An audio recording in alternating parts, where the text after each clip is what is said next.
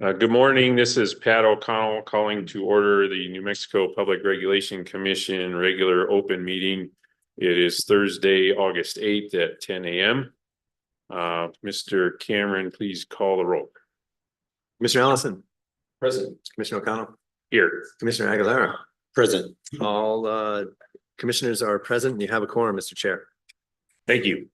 So all rise.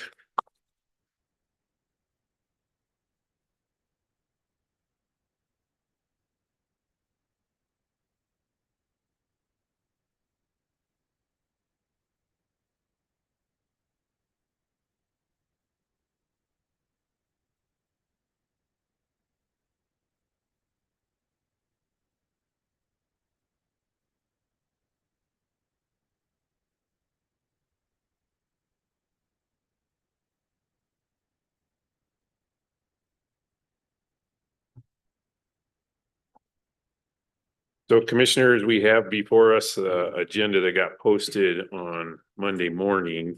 Do you have any changes to the agenda before we proceed? I do not, thank you. I either, thank you. Great. Okay, so we will proceed with the agenda. Well, I move that we proceed with the agenda as posted. I'll second. Any opposition? And we will proceed with the agenda as posted. Next item on agenda is public comment. Is there anybody here to provide public comment at this meeting? So seeing none, Mr. Rodriguez, has anyone registered online to provide public comment? Mr. Chair, we do have one person online. Well, they registered online, however, they are not online. Okay, so I'll turn that over to you then to manage that.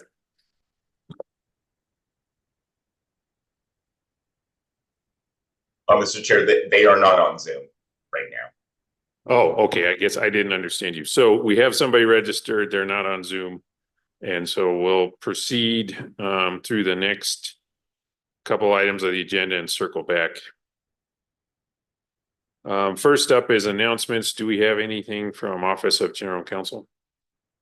Thank you, Mr. Chair. I just wanted to say, I mentioned this at the last meeting and I just wanted to mention it again that we have an open position with Alejandro moving up into the deputy chief. So we have an open assistant general counsel position that we're looking to fill, and it's posted up on SPO. I think it's on our website also. So if anybody's interested, I encourage them to apply. And in all fairness, I will say there are other open positions in other divisions within the agency. Pipeline, I'm not sure who else, but those are also on our website. So please take a look there. And if you're interested in working with us, we'd be happy to talk to you.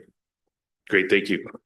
And I guess we can let Chief of Staff speak up for absolutely everybody else later on. I just had a few announcements. First, just notice that our next open meeting, August 22nd, we're planning to be in Farmington, New Mexico. So the city of Farmington has graciously agreed to host us. So right now we're planning to do 10 a.m. August 22nd at City Hall. So that's at 800 Municipal Drive in Farmington, New Mexico. Hope to see you there. Next, we've got several hearings and public comment sessions between now and August 22nd.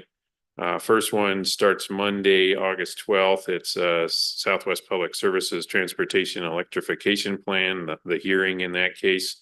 That's case number 2400120 UT. We're going to have public comment on the proposed rule for the Energy Transition Act emission rate. That will be a week from today, Thursday, 8:15 at 10 a.m. We haven't published a notice for that yet, but I expect will be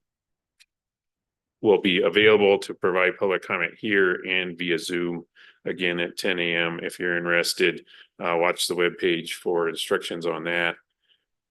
There is another hearing scheduled for a financing case, Duncan Valley Electric Co-op. That's Friday, August 16th at 9:30 a.m. And then finally, a hearing in El Paso Electric's time of use pilot case. That's case 2400113 UT. That's scheduled to start at 9 AM on August 22nd. So a lot of activity between now and August 22nd, opportunities for public to watch us do our work. And if you'd like to participate through public comment in those hearings, please look at our webpage and there will be instructions on how you can do that. Commissioners, did you have any other announcements? I do not. Thank you. No, thank you. Okay, and then in our package, we have one set of minutes. It's the July 9th special open meeting. Is there any comments or discussion or changes to those minutes or a motion to approve?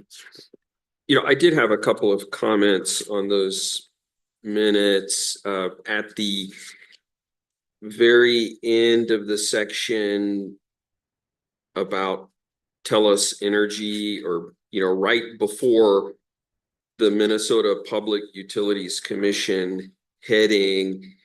It's got a couple of paragraphs that I thought were confusing, and I wanted to see if perhaps our stenographer might listen to that section of the meeting again. It just doesn't make sense to me that Mr. Marash, representing a consultancy, would have approval to deploy large batteries. So I think there's a little bit of lack of clarity there.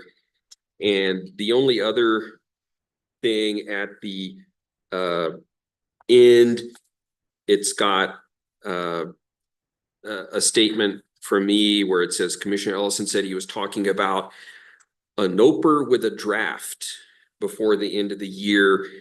I think what was intended there was that I would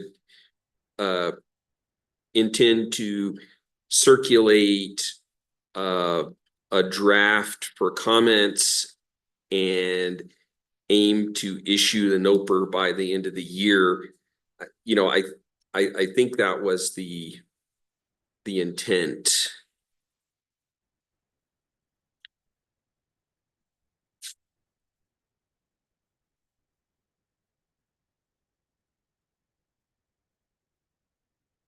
Those were the only comments I had. Thank you. Those make sense to me, and I don't have anything additional. Yeah, similar situation. I understand what you're saying. I guess since we want to review the meeting, I wouldn't suggest that we just edit the minutes at this meeting. So I guess I'll move just to table them and have them come back in 2 weeks if that's okay. That works. Second. Any opposition to tabling the minutes and seeking revisions? No, seeing none, we'll proceed with that. Okay, Mr. Rodriguez, has our public commenter arrived yet? Oh, Mr. Chair, they are not online yet. Okay. So then I'll proceed to the next item on the agenda is the consent action agenda. There's 2 items on consent. Is there any discussion or questions on the consent items? None from me. None for me either. Okay, great. Then I'll just move that we approve the proposed orders on the consent agenda. I'll second. Mr. Cameron. Mr. Ellison? Aye. Mr. O'Connell? Aye. Commissioner Aguilera? Aye. The motion to approve the orders that go with the consent agenda items passes unanimously, Mr. Chair. Great, thank you. So on to regular action, we've got utility matter case number 23-00188 UT and a presentation from Mr. Lundin. And then I believe this is Commissioner Ellison's rulemaking, so after Mr. Lundin, the floor will be yours, Commissioner. Good morning, Commissioners. So I have for you today a proposed final order in docket 23-00188, which is our reliability rulemaking, which was commenced in May of last year and spearheaded by Commissioner Ellison, as you mentioned. Over the last year and change, this rulemaking has seen robust participation, not only from our traditional stakeholders, but all of the regulated entities that would be affected by the rule, and as well as some new faces such as participants from Lawrence Berkeley National Labs. There's been a robust commentary process and workshop process employed here, and we are now at the point where we can issue a final rule. The proposed rule that was developed earlier this year is fairly simple. It contains basically one substantive procedural section, in addition to the traditional required sections of a rule, like scope, definitions, etc. But as far as the meat of the rule, there's only really one section, and it's creates a simple procedure for the utilities to annually file a reliability report. It creates a procedure for staff to review that and to opine on it. And it creates a procedure for the utilities to present these reports at an open meeting, presumably of their choice, before June 1st of every year. The real substance of the proposed rule comes from Appendix A. And Appendix A provides 12 sections of detailed reporting requirements, and it kind of acts as like a fill in the blank guide for the utilities. So they'll take Appendix A, fill it out, and file that as their annual report. So it really provides a transparent roadmap to fulfilling the requirements of the rule. The final order that I've presented for you today discusses the comments that were submitted in June of this year, and it discusses where the commission will accept the comments and where it will decline to pursue the recommendations in the comments. Overall, the rule does not change substantively too much, although the commission does make a lot of revisions to the proposed rule, mostly in the realms of providing more guidance to the utilities and capturing slightly more data, especially historic data, reaching back 10 years, 5 years, etc. Otherwise, if you vote to approve this order today, just so you kind of understand how this works, we will wait 30 days for any motions for rehearing to be filed. And then going through the state records and archives submittal process means that a final rule would not become published law until late September. So that's kind of the lag that happens between these things, but it's unavoidable. But with that, I don't have much more to say, and I can stand for questions. Thank you. Thank you. Actually, I did think of one more thing to say. I'm sorry. Late yesterday, we had one edit to paragraph 55 of the final order. So the edit, it's new material. It does not change the outcome of the commission's determination, but it provides a different and more detailed explanation. And on paragraph 55, it's the last 3 sentences. This was uploaded to Board Effect some point yesterday afternoon. So if for some reason you printed yours out before then, you might not have it. But the last 3 sentences of paragraph 55 are new material. And Commissioner Ellison wanted me to point that out for you. Thank you.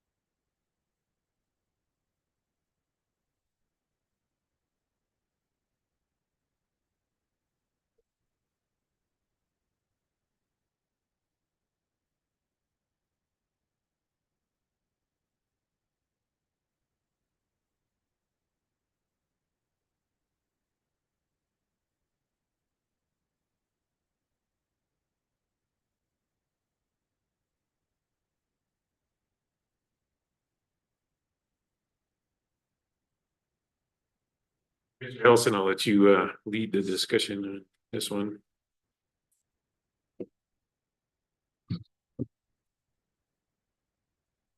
Thank you, Mr. Chair. I'd be happy to do that.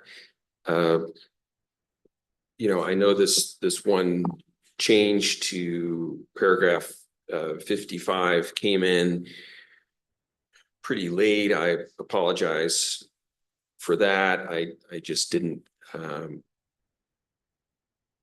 you know, recognize that earlier, and it really involves a I guess the rationale for why not to agree to require utilities to list feeder by feeder the reliability investments that they've made. At least, I guess that's where I've come down on it, at least in this first iteration, not to ask for that. And if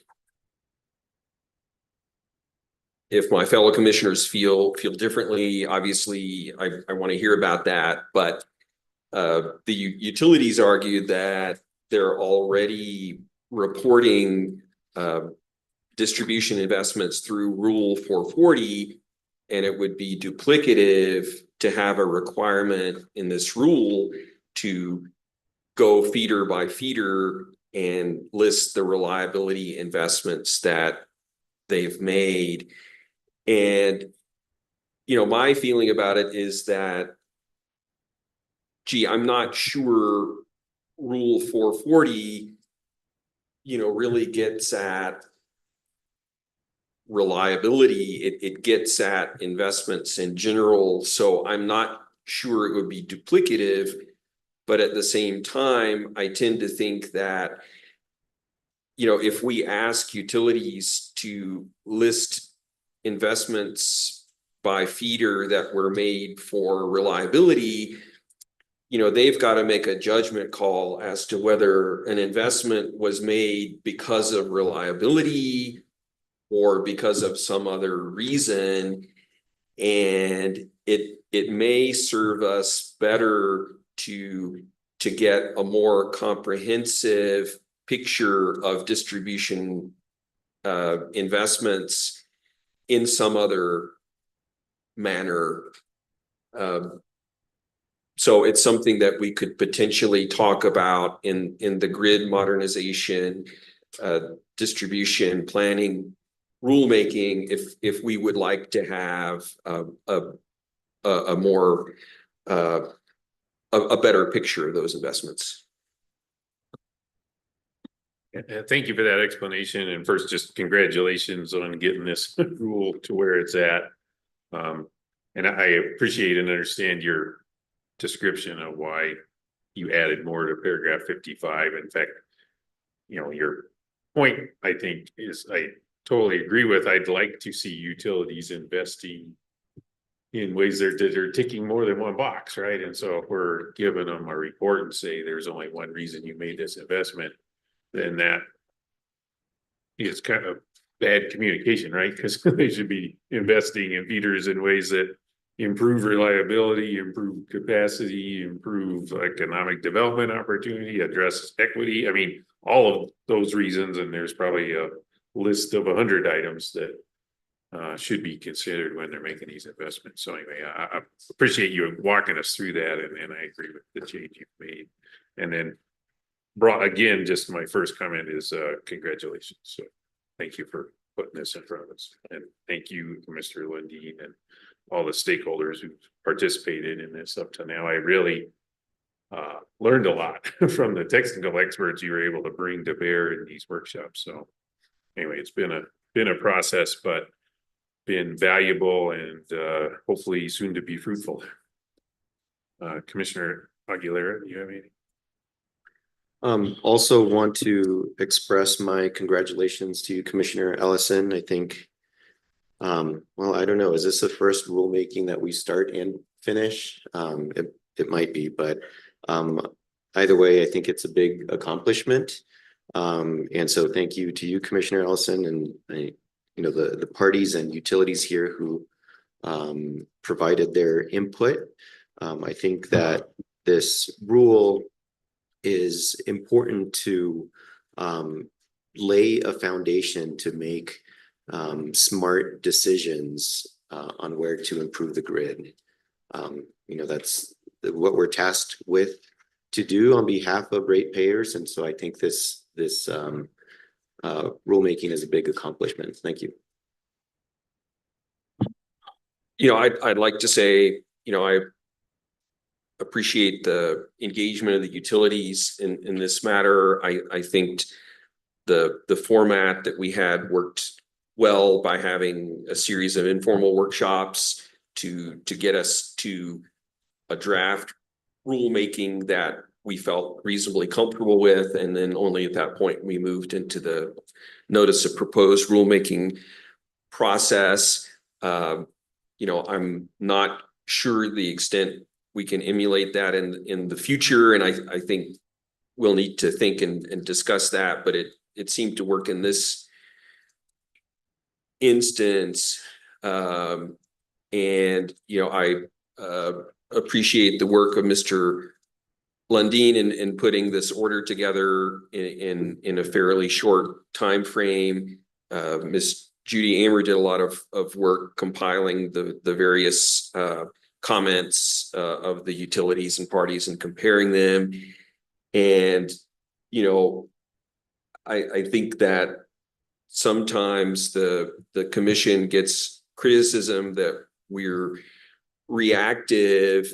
And I think this is a good example of our being proactive in noticing a gap in the regulation and moving to deal with it. And, I just want to express my appreciation to my colleagues, because something like this happens only with the consent of the full commission. So I appreciate our joint work on this. So I'd like to move that we adopt this order adopting this reliability rulemaking. I'll second. Mr. Cameron. Commissioner O'Connell, Aye. Commissioner Ellison, Aye. Commissioner Aguilera. Aye. The motion to approve of this order passes unanimously, Mr. Chair. Great, thank you. I just want to not lose sight of the fact that we've got somebody registered to give public comments, so just checking back in with Mr. Rodriguez here before take the next item. Mr. Chair, they are still not online. What I can do is I can reach out to them and let them know. Okay. Other commentary. All right. Then I'll say, let's go through all the rest of the regular action items, and I'll try to remember to check in before we get to item 9. So next up is case 230072, PNM request for variances on the interconnection rule. Presentation from Ms. Lang. Good morning, Mr. Chairman, Commissioners. Under this docket number 230072 UT, we have 3 potential orders before the commission. I will start with the first one. This order is to grant 2 PNM motions potentially. The 2 motions are, the first one is Public Service Company of New Mexico's motion to extend time to report on the downtown study network. And the second one is Public Service Company of New Mexico's motion for extension of time to propose requirements for impact studies in the downtown network. These, I will give a, actually, I was going to say, I will give a short version of the procedural history, but you know what? No, I think I'll start from the beginning.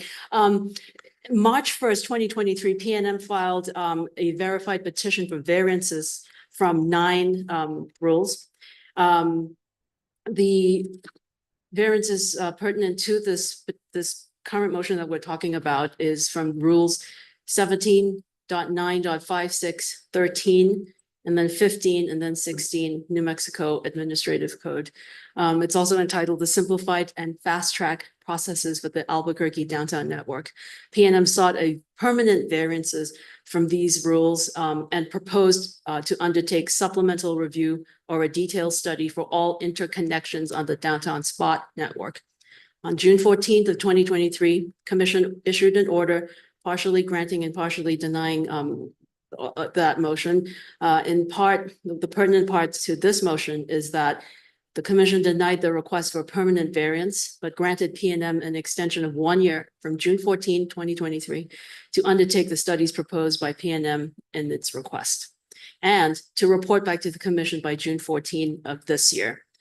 Commission also found it necessary to add guidelines and required PNM to submit a proposal to the Commission regarding requirements for impact studies on prospective interconnection applications in the downtown network. Both of them were supposed to have been submitted by June 14th of this year. On May 3rd, PNM filed a motion for extension of time for the report. It indicated that it had engaged TRC, a contractor, to conduct a study. And while that was done, it late engaged Sandia National Laboratories to also conduct a study for them. And the Sandia study was not ready. As such, they had requested a extension till July 15 of this year to file the report. However, since July 15 has come and gone and the motion had not been addressed on July the 30th, PNM filed a motion to amend that particular pleading and ask for an extension till August 30th of this year. As to the second motion that we're dealing with on June 13th, PNM filed a motion for extension of time to propose the impact study requirements. In that motion, it asked for an extension till June 14th of this year. It stated in its motion that it had addressed the issue at a working group meeting held on September 21st of last year, and again on June 20th of this year. And it needed time to process the results of the workshop, so it asked for an extension till July 31st of this year. And OGC has drafted two potential orders, well, actually both of them granting the motions, except the only difference is that one discusses the potential for penalties or the possibility of penalties, and the other doesn't. And that is the gist of it, and I'm ready to answer any questions. Thank you. Yeah, so as you said in your introduction, we got quite a few requests for variances, and then we're gonna take them one that, we've broken that down into 3 potential orders. That's correct. We're working on the first potential order, which relates entirely to the requests around PNM's downtown network. Yes, that's correct. So just want to summarize that, make sure I was on the same page. Commissioners, you got any comments or questions about downtown network variances? Yeah, it's unclear to me which version of the order we have before us. So if you could please clarify. There are two. There's the original one and then the alternate one that does not discuss the penalties. We don't go there. Okay.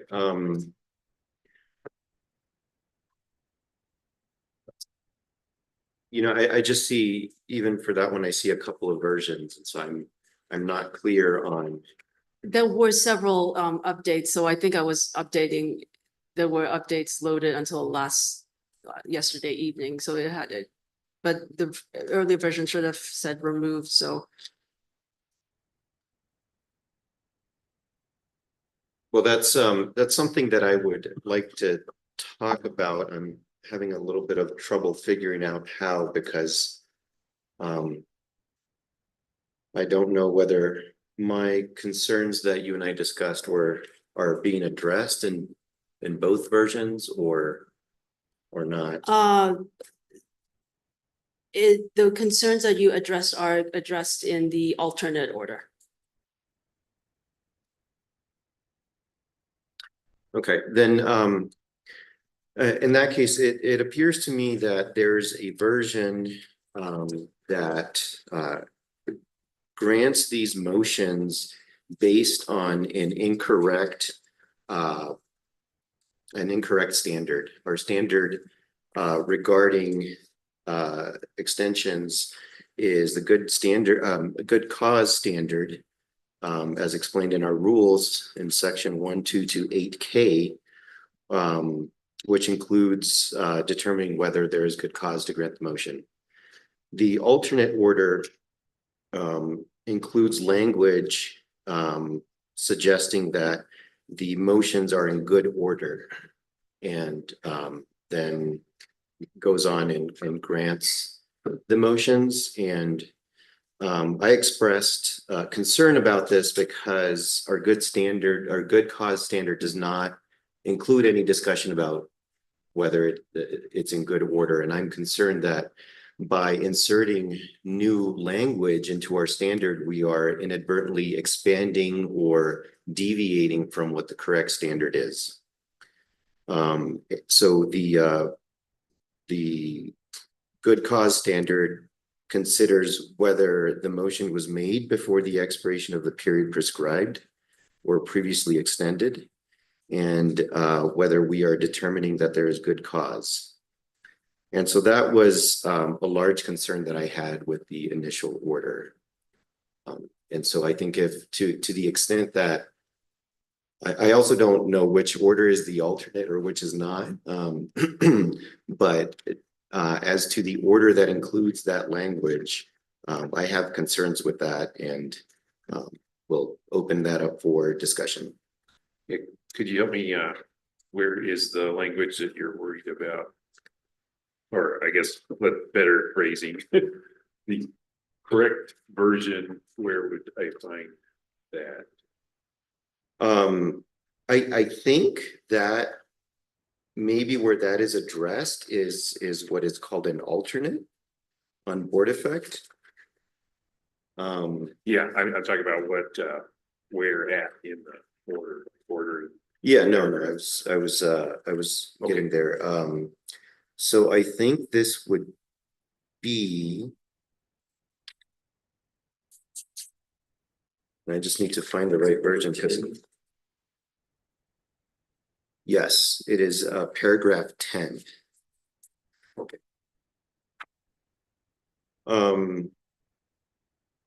And so my proposal there was to focus on the language provided in our rules in section 1228K, so that we are ensuring that we are using a correct standard here. I think another change that I had made, and again, it's unclear to me whether this is being removed or not, is paragraph 12 that is saying that P&M seeks an extension of time for task order by the commission that are already out of time. I was not sure that this paragraph was warranted here, and similar to my concerns that were just mentioned about using the phrase good order, I am concerned that this paragraph is also going beyond what our standard is.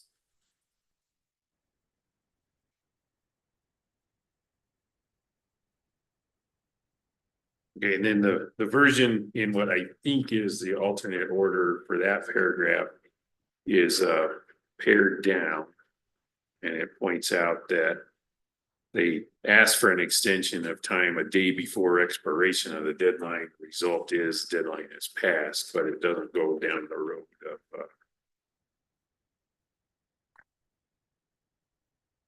Yeah, so it doesn't delete the paragraph, it boils it down to essentials. Is that still concerning? You know, again, it's just a little bit hard for me to follow which versions we're talking about.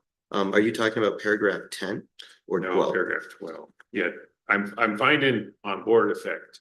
Okay. There's a order one alternate and it tracks what you're describing as the changes you requested for paragraph 10. I just want to make sure it also tracks for paragraph 12. Yes, if alternate yeah, I would have to ask our council, is this what the edits I made or were they changed? No, I accepted your edits. Okay, then in that case, yes, that is reflective. My two concerns that I mentioned are reflected in what is now paragraph 12 and 10. Okay. Commissioner Ellison, do you feel like you're on the same page? What order we're looking at here? Yeah, I think I am. I do have the two different versions here. You know, I would like to ask Commissioner Aguilera, good cause, do we define what is good cause? Yes, good cause is defined in our rules in section 1228K. And we cite to that provision in the order.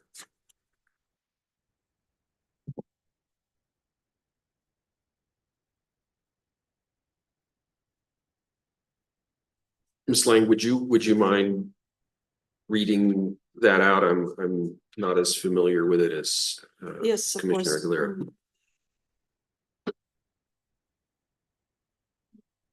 And of course, when you're on the spot, the rule. Well, I have it in front of me, so I can provide that. It says the time by which any person is required or allowed to act under any statute, rule, or order may be extended by the commission or presiding officer for good cause upon a motion made before the expiration of the period prescribed or previously extended.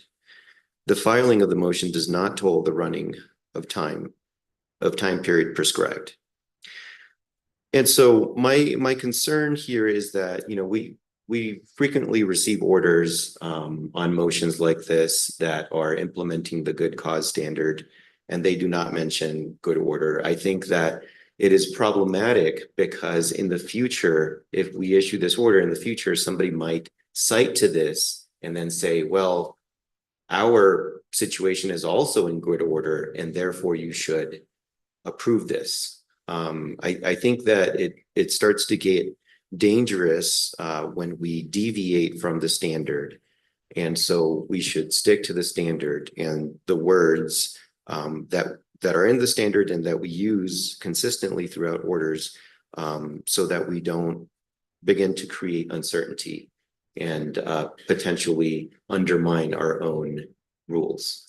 So it's mainly the term good order in version 1 that you are objecting to.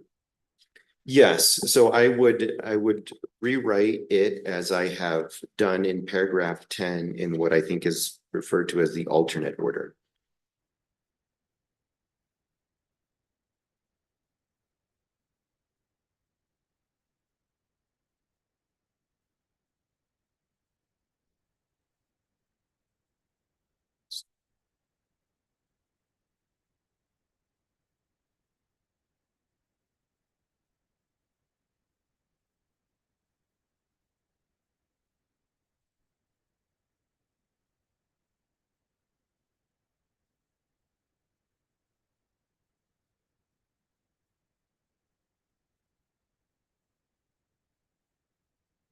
You know, I guess apart from that, it seems to me the main difference is that version 1 you know, has a sentence stressing the importance. I guess other than that, I'm not seeing a huge difference between the two, but I could be wrong. I do not think that, I think there are probably some wording changes.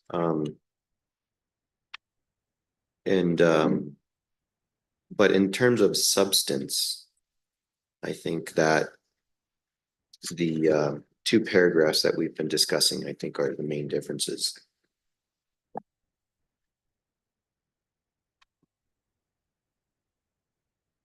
Yeah, I mean, I spotted the same difference you did. That the first version talked about how the delay is disappointing.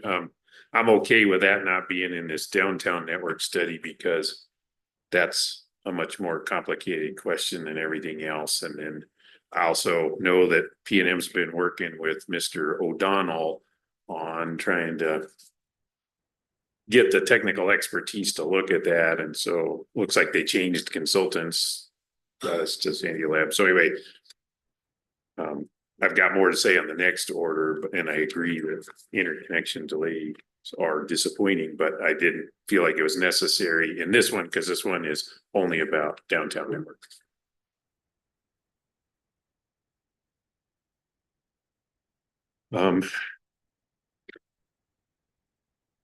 So then, having heard the discussion, I understand the change you made. Sounds like OGC is okay with that. They accepted your red lines. So unless there's more well, I'll go ahead and move approval of it's called the alternate order addressing downtown network variance request. And then wait for a second. And then as always, we can talk about it after the motion. My second. Commissioners, did you have any other discussion or comments before we vote on that one order? Mr. Cameron. Commissioner Aguilera, I Commissioner O'Connell, Aye. Commissioner Ellison. Aye. The motion to approve of the alternate first order passes unanimously, Mr. Chair. Okay, so one down. Ms. Lang, I would say let's just start with the alternate, what's called the alternate order for the next two. Sure. Because I think that should have pulled through what we addressed on the first one for the others, and we can double check that along the way. But Okay. All right, so order number two, or potential order, I should say, number two, has to do with Public Service Company of New Mexico's motion for extension of variances from Rule 17.9.568 of the New Mexico Administrative Code. The potential order potentially denies the motion without prejudice. So this also goes back to the March 1st, 2023 request for variances. There was 9, and then of the 9, this order, pertinent to this order are 3 requested variances. Variance 1, also called application of non-export provisions, requests a variance from Rule 17.9.568, and I will just read the final extension. 2C, 12, 13, 15, and 16 New Mexico Administrative Code. Variance 2, also called the Simplified and Fast Track Processes for Albuquerque Downtown Network, seeks variances from Rule 17.9.568. And again, I'll read the final last extensions, which is 13, 15, 16 New Mexico Administrative Code. And finally, variance 3, also called Simplified and Fast Track Interconnection Processes without Detailed Study for Projects Greater than 25 kilowatt. Requested variance from Rule 17.9.568, extensions 13, 15, and 16 of the New Mexico Administrative Code. PNM sought permanent variances from these rules. On June 14 of 2023, in the previously discussed order, the commission denied the request for permanent variances and instead granted variances from the rule for a period of 1 year from June 14, which would have ended June 14 of this year. On June 13 of this year, PNM filed an extension for this 3 previously granted 1-year extensions from the rule. This time, the motion seeks 2-year time extensions for these requested variances. In response, July 19th of this year, Renewable Energy Industries Association of New Mexico, also called, I will refer to them as RIA, filed a response and also a motion to accept their response. RIA, in short, argues that PNM, and I'm quoting from their response, dispensed with the requirements of seeking a variance pursuant to Rule 17.9.568.30 New Mexico Administrative Code and should be denied. On July 22nd, PNM filed a reply to that, stating that RIA's motion in question was out of time and should not be accepted.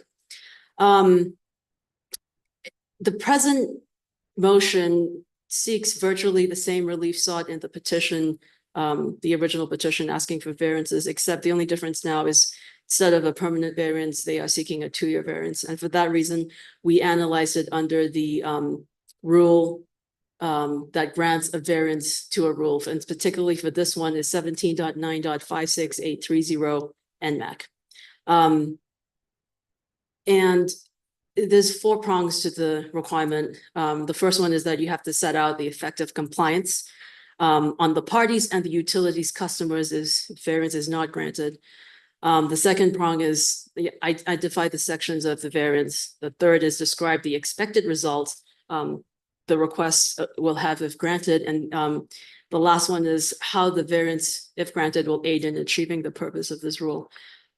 This potential order uses this rule to analyze all 3 variance requests. And I will briefly, I'll try to make it brief, go down each variance request. For the first one, which seeks a variance from last extensions from the Rule 568 2C 12, 13, 15, and 16. PNM doesn't address the first each step of the rule of 17.9.568.13 NMAC, but our analysis is as follows. It doesn't set out the tell us to set out the effective compliance with the rule. Instead, PNM does say that it continues to experience feeder capacity issues and thus engaged a contractor to do an analysis study. And in part, the results of the study recommended the limitation of non-export inverter control systems to maintain system strength and integrity until further study can be completed. And the rule is identified, but the the third and fourth prong, we do not get any discussion from PNM. Same goes for variance request number 2. It doesn't explicitly address the first prong, but it does say in part that the downtown network is a spot network. The transformers within the spot network have network protectors associated with them that detect and trip for reverse power flow. PNM continues to be unable to interconnect any facility on the Albuquerque downtown network that causes reverse power flow. PNM engaged TRC companies to conduct a study in an effort to identify any potential solutions to safely and reliably apply the simplified and fast track processes as prescribed by Rule 568.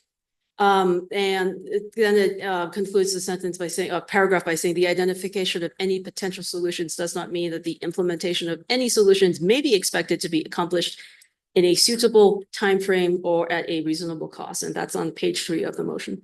PNM does list the rule, but it doesn't discuss the the third and fourth variance.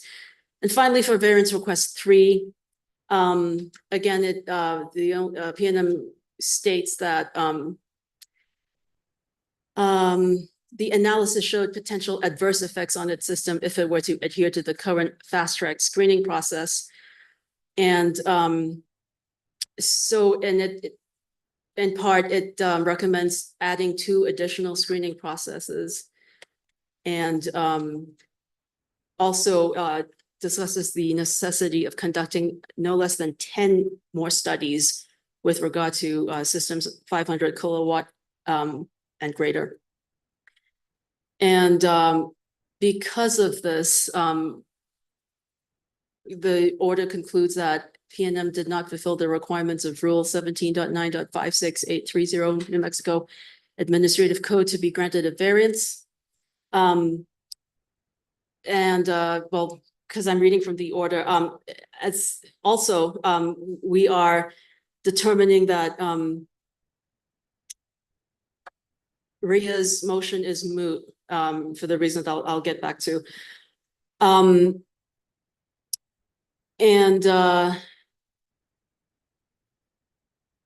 Let's see. So in this motion, we deny the request. However, we have some homework, I suppose, for the lack of a better word. We have questions, specific questions for PNM to answers to the commission by August 23rd. Basically, it's more or less an amended motion. And based on that filing, staff is to weigh in and do so no later than August 30th. And the alternate order should not discuss the potential for penalties, but the non-alternate order does discuss New Mexico Statute 62-12-1, which talks about the potential, what happens when we potentially violate an order of the commission. And same thing for New Mexico Administrative Code, the Public Utility Act, which provides the parameters for monetary penalties, which can be anywhere from $100 to $100,000 for each offense. And I stand for any questions.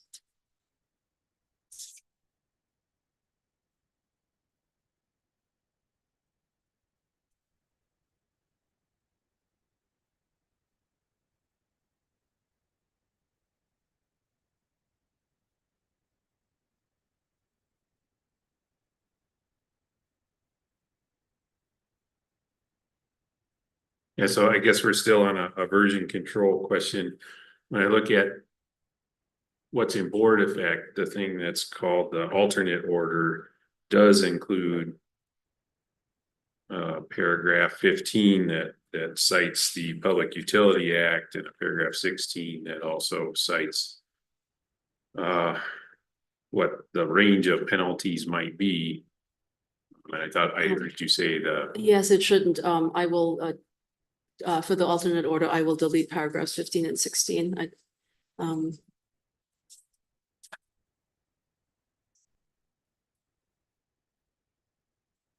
Okay, so just for background, I'll just explain why I asked that those items be in there on this order. Ms. Lang did a great job of providing the procedural history for these variance motions, but I think we should roll the clock back a little further than just that. In November 2022, the PRC updated this Rule 568, which is interconnections for systems smaller than 10 megawatts. So that includes things like rooftop solar, community solar, developing technologies like behind the meter storage. So these are the type of things that customers currently have opportunities for federal funding to help defray the cost. That funding might not last forever. And then developing those type of technologies are important, not just because a utility's job is to produce an electric system that meets customer needs, but it's also important if you're going for net zero on carbon. So it'll take more than just wind plus solar plus one other thing. Getting there affordably, reliably, I believe, is going to require carbon-free generation. It's going to require the kind of stuff that we're working on with regional markets. It's going to require a better connection to load than exists right now. And this interconnection rule sits in the middle of all that stuff. So interconnection is crucially important. And having a modern interconnection standard is just as important to take advantage of all those benefits I just stated. Prior to November 2022, the rule that the commission revised had been in place since 2008. So it was a 14-year-old rule. It didn't include the modern standards and the modern abilities of technology to deliver on this. And then if the three of us, one of the very first things we did as commissioners when we took our chairs in 2023 was acting on a motion to deny a utilities motion to get rid of the rule. So that was like one of the first things we did was say, no, this rule is important. It needs to proceed.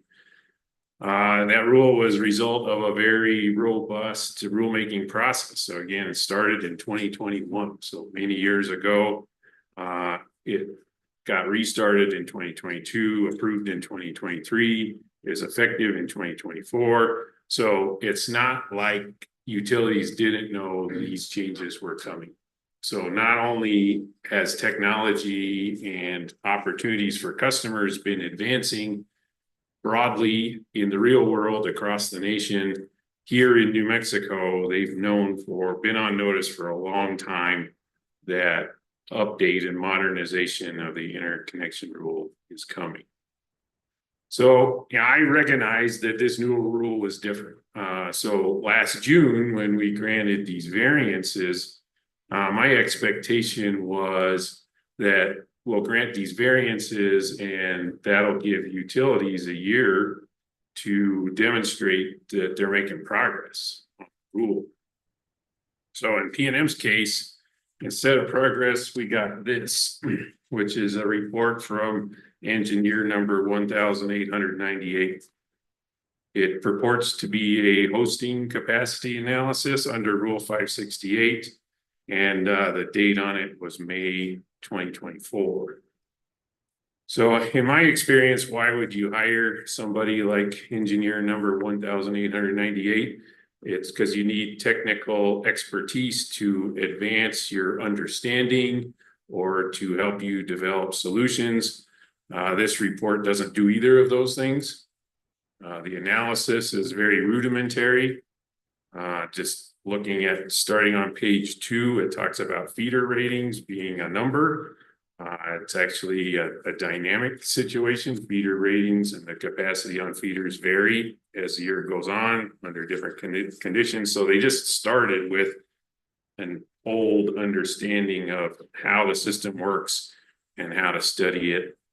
And then again, despite the changes in Rule 568 and the experience of utilities outside of New Mexico, this report just dismisses the concept of non-export inverter controls.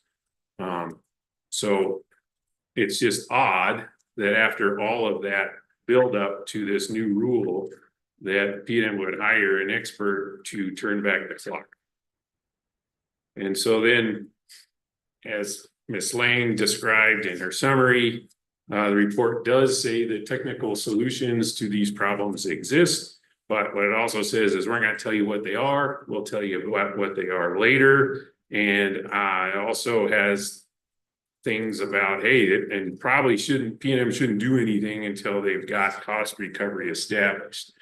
So my problem with that is this is a rule that deals with the reason a utility exists, building a system for its customers. So this stuff is bread and butter. Why do utilities do what they do?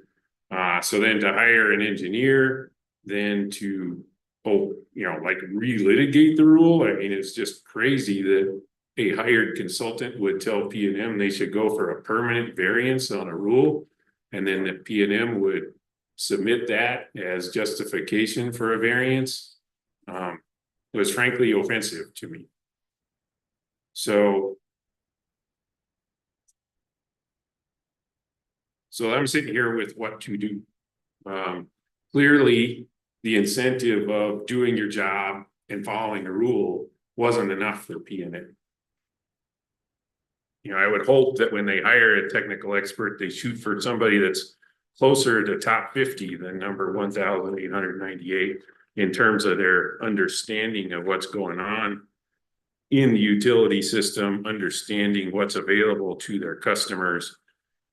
So anyway, I'm a little worked up about this. And, you know, as regulators, what we should be doing is setting incentives. Again, just the incentive to do your job and comply with the rule wasn't enough. So I appreciate that whichever order we're looking at here denies the variance and gives them some more homework. Frankly, what PNM has done here is so offensive, I'm not sure that's enough. So that's why I came to the meeting today, wanting to have a good conversation on how big of an incentive do we think is needed. So that's why there is language just reiterating what's in the law, that obeying the law is a requirement. And if you don't, you can get fines and penalties. You can get referred to district court. The thing that's not in here is let's go ahead and fine them right now. So anyway, that's where I'm at on this. And I came to this meeting just wanting to get conversation among the three commissioners, because I'm not the commission, I'm a commissioner. So get a sense of, do you agree that this rule is important? Do you agree that we need to up the ante on incentive to do something that frankly shouldn't require an incentive, but it obviously does? And then get to the point where land on a consensus around a response to these variance requests that is in line with what we think ought to happen. So anyway, thank you for listening to that, and like to hear my fellow commissioners' points of view on this.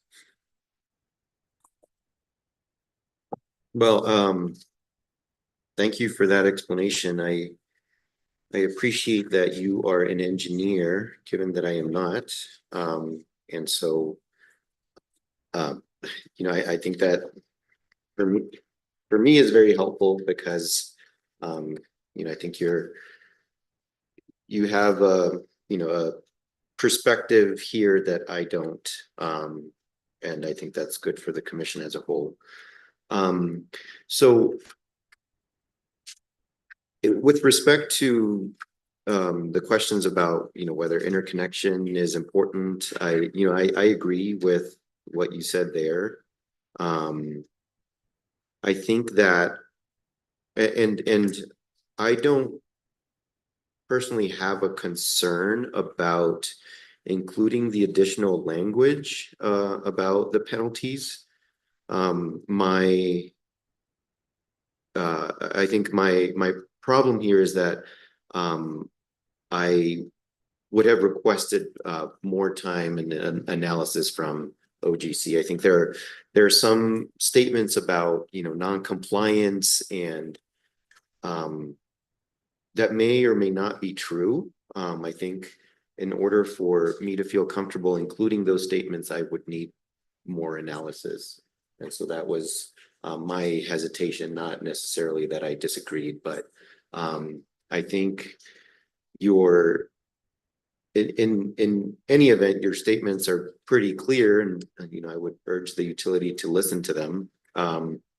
The other part that we're dealing with here, and that I'm having a little bit of trouble with, is that your comments, Chairman, are meaningful and substantive, and they're about the report. And at the same time, I think that this variance request is procedural.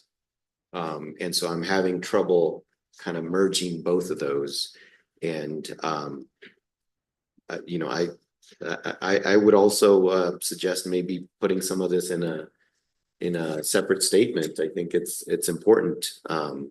And especially if we're still going to, we're still trying to solve this problem, right? And so I think that the utility here would benefit from your guidance.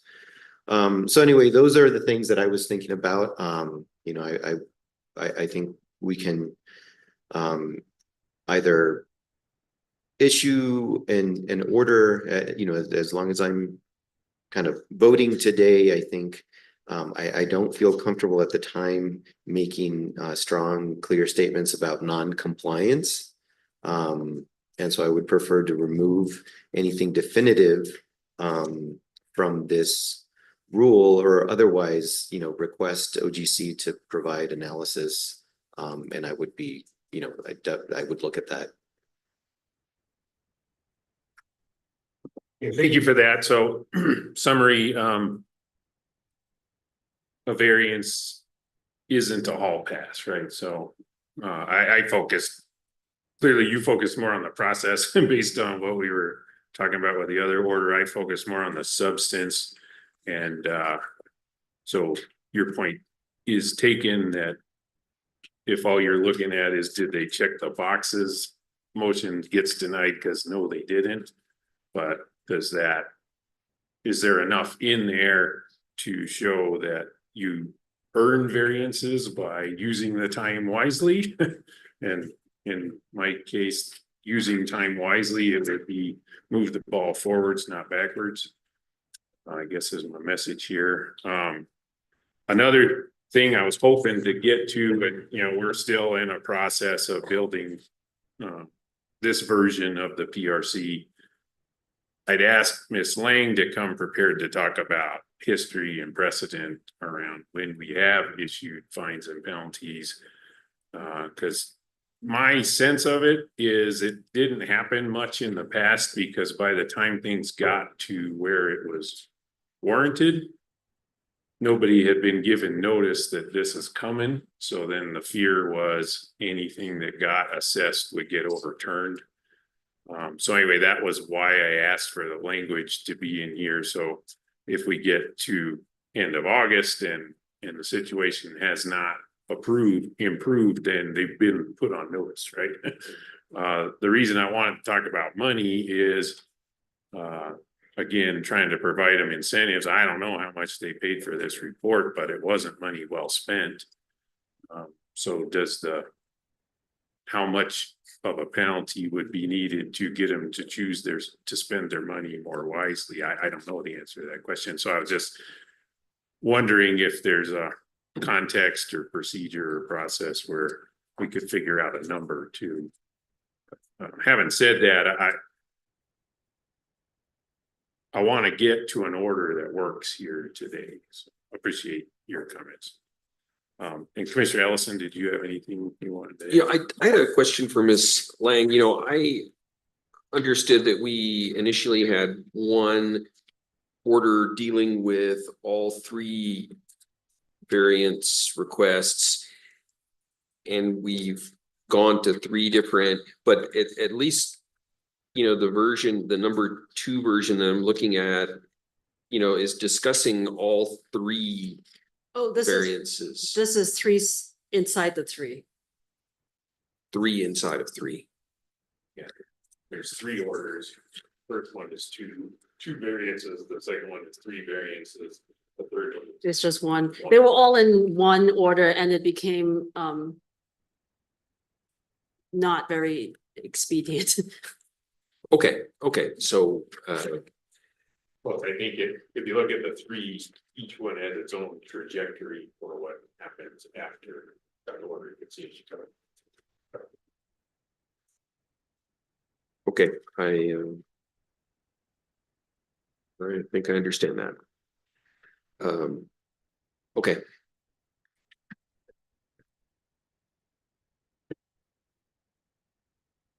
I think, this is a good discussion. I think,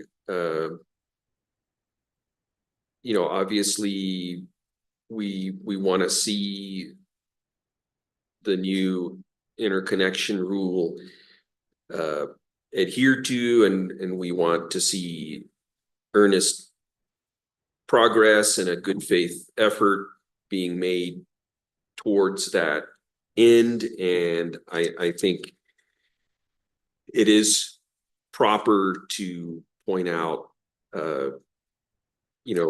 concern over whether that good faith effort is being exerted. You know, as to the penalties, I do understand the intent behind spelling out that it's possible as really something that would lay the groundwork to make that easier to do if we feel that is required. You know, I guess there's one point in here where I guess version 1 is saying that P&M firmly and willingly placed itself into non-compliance by filing for the variance extensions the day before they were about to expire. You know, I'm not sure if they lost track of the timeline or if that was a strategy. I mean, it's of concern in either case, but you know, I'm just not quite sure how to characterize it.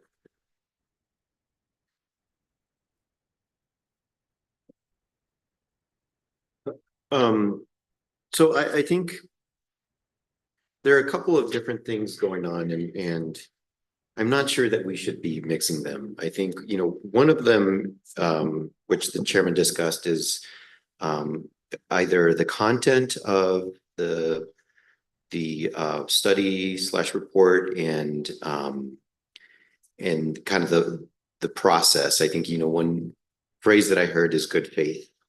And the thing is that it is in a way premature to ask for that if we're giving them a variance. The other thing that I have trouble with is, you know, I am looking at this procedurally as to what was filed.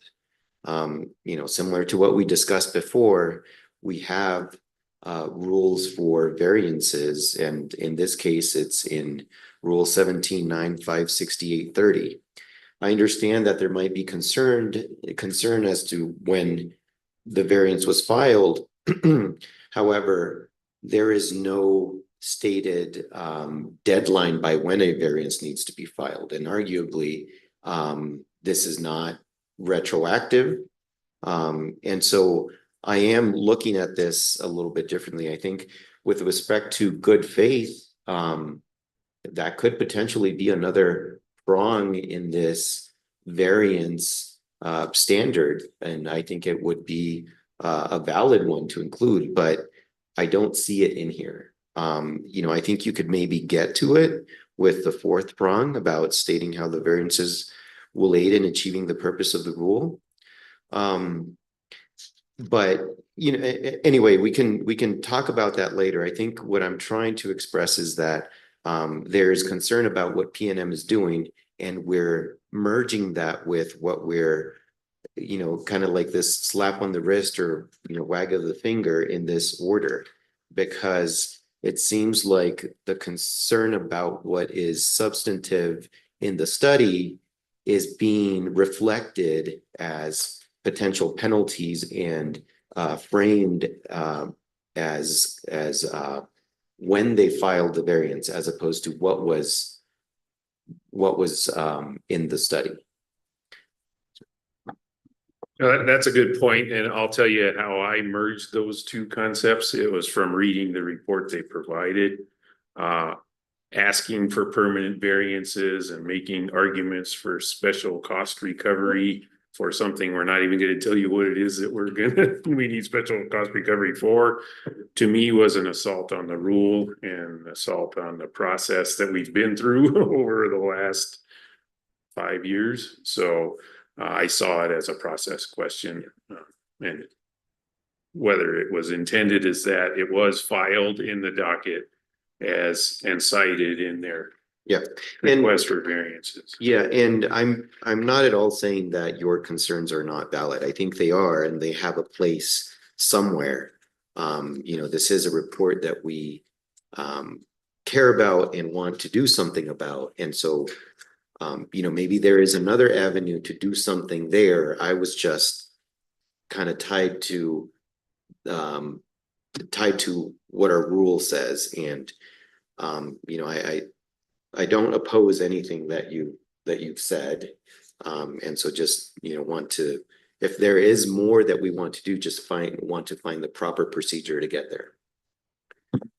Yeah, wholeheartedly agree. When I penalize them, I want it to stick. It's really the big thing.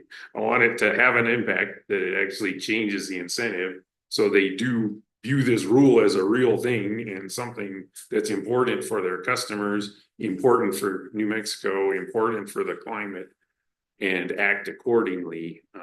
And seems like money talks because they're not listening, right? So anyway, that's where I got to where I was at. Having listened to this conversation, I understand what you're saying. And I'm okay with leaving out the paragraphs about Public Utility Act and potential for penalties. And then I'd say let's start drafting the response to whatever comes here in August 30th to include that in there. So people have time to research it and figure it out. And then the other thing I would like to emphasize is staff, your role in here is important because that was something that came through in your comments, is for us to have a foundation on the substance. It would be helpful to have the opinion of staff to get there. And that wasn't a feature of the previous variance that was granted, so. Commissioner Ellison, give you an opportunity again.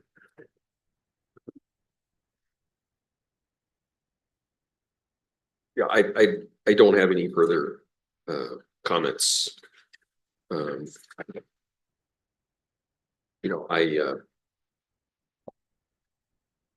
see that the alternative still contains the monetary penalty sentence in 17. So I think it does get across the concern that the commission has. Yeah, and you know, just to clarify on that, you know, I was reacting, you know, sort of as I expressed here, in the same way in my conversations with general counsel. And so I don't, you know, while I provided kind of this deletion here of just like a couple of sentences, I don't think that's what I was necessarily proposing. I think, you know, we had a conversation and so in my thinking, it was what I would change was more expansive, but I think the chairman said deleting this information about the penalties. And so yeah, I don't know, I guess, Chairman, if you were thinking more than what is in this alternate being deleted. I was just keying off the question I asked at the beginning of this is if the alternate deleted what paragraphs 15 and 16, I thought the answer was yes. But what I see in here is just, here's what the Utility Act says. And in two different locations, it doesn't provide any tie back to the actions that PNM has taken. I think that would be paragraph 7, if I may, paragraph 17 in the original, but that 17 should have been deleted in the alternate order too. And I apologize for the 17 exponential, yes, exponentially growing versions, but amendments arrived as they did.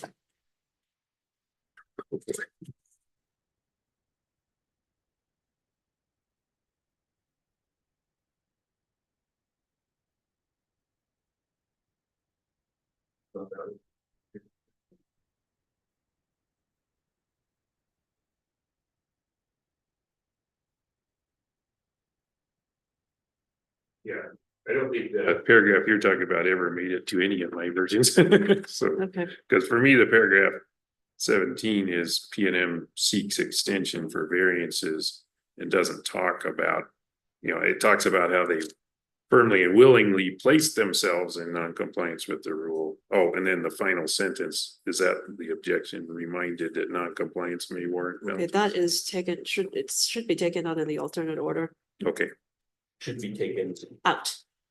that last sentence. Okay, it's just the last sentence then that.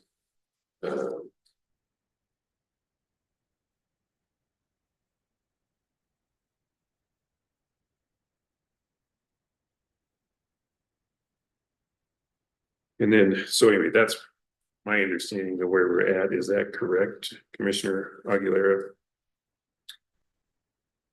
Um.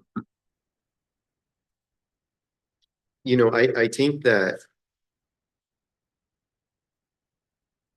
I think that when I was proposing this, like I said, I was, and it was as a part of a conversation, so I would have deleted more.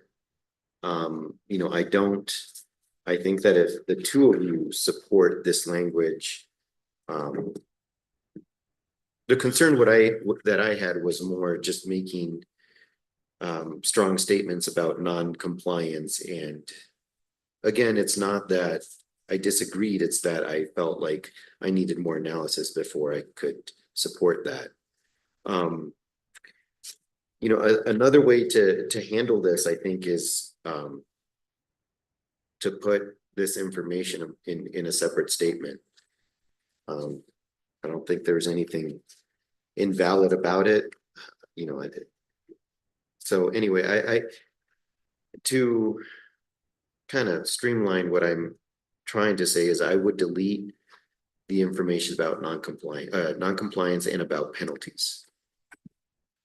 So I think that's From which version is this? I'm looking at the alternate version, and so Okay, so the paragraph 15, 15, 16 should go, and then the last 17. sentence of 17, is that right? that so yeah, I think that would also work.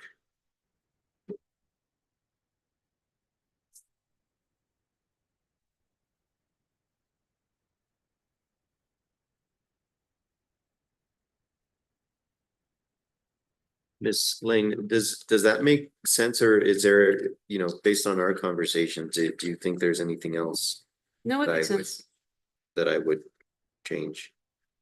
I would say it tracks with what we discussed.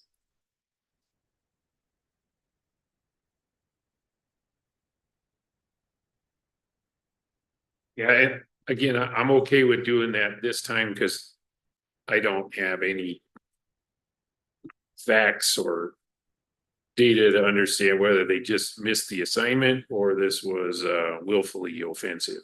And since I don't know where we were at, I think deleting those 3 paragraphs puts us in the world of they missed the assignment. And hopefully with today's conversation, they now know what the assignment is, which is don't try to relitigate a rule with your technical expert. And when you do hire people for technical solutions, hire them to give you solutions, not problems. Would be the summary of what blew my fuse on this, but The other thing that I would say is that I think if we remove that language, this is a procedural denial that will be before us soon again. yes. And so we have. Well, yeah, I was thinking about it differently, that no matter what, they're before us by August 30th. Right. So I'm fine with this alternative order.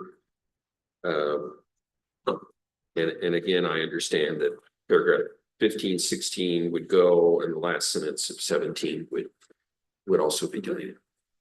Or actually, I think Commissioner, it's this entire paragraph 17. Isn't it? That's my understanding. The 15, 16, and It's 17. 17, the entire paragraph of 17, not just the last sentence.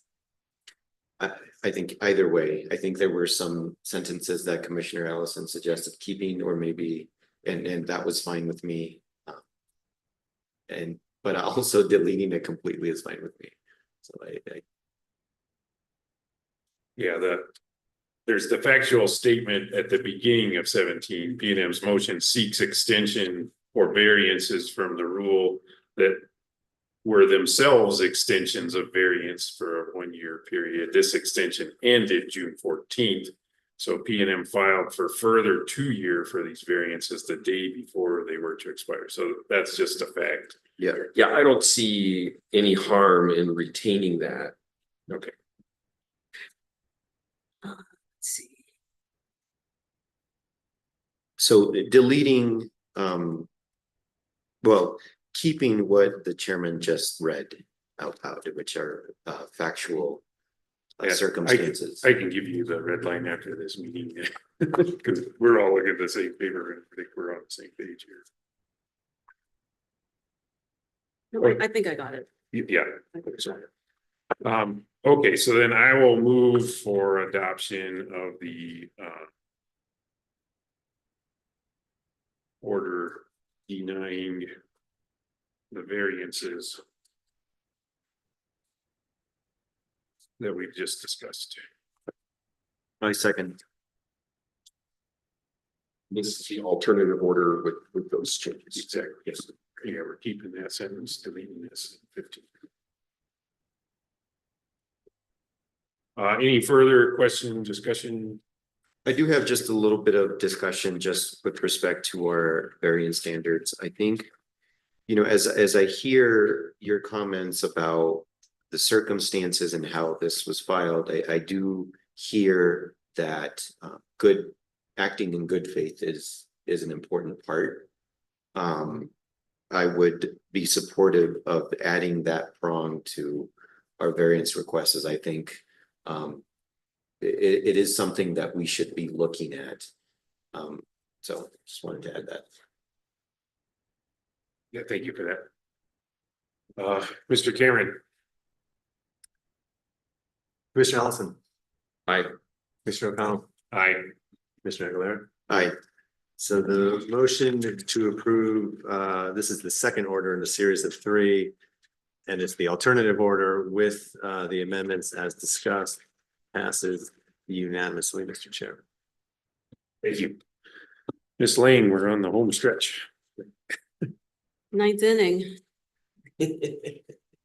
I didn't even realize the 7th inning passed, but here we are. Okay. So, this does not have an alternate order. I think. Well, actually, oh, this is order 2. Hold on, this is not the one. I am having my own self-burial under orders right now. Okay, where did order 3 go? Okay, so the final potential order is basically it's more or less the same. There is a version that Commissioner Aguilera added edits to, but I don't think it's substantially different, but I decided to just have both of them on board effect because you know we've already had alternate orders for the first 2, so why not have it for the 3 for the last one? So this is Ms. Lane, can I explain quickly just to yes. Elaborate a little bit? It was the same thing that I discussed in the first order. You know, the conclusion here said that we grant the we're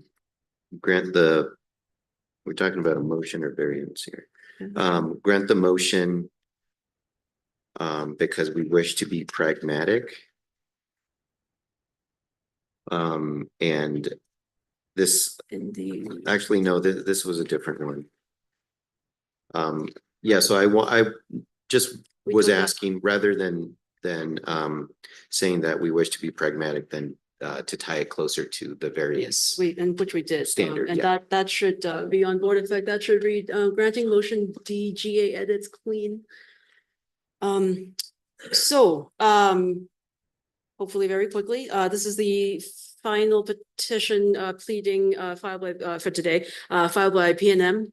It is entitled Public Service Company of New Mexico's verified petition for variance from the time requirements of Rule 17.9.568 of the New Mexico Administrative Code. The potential order grants this petition.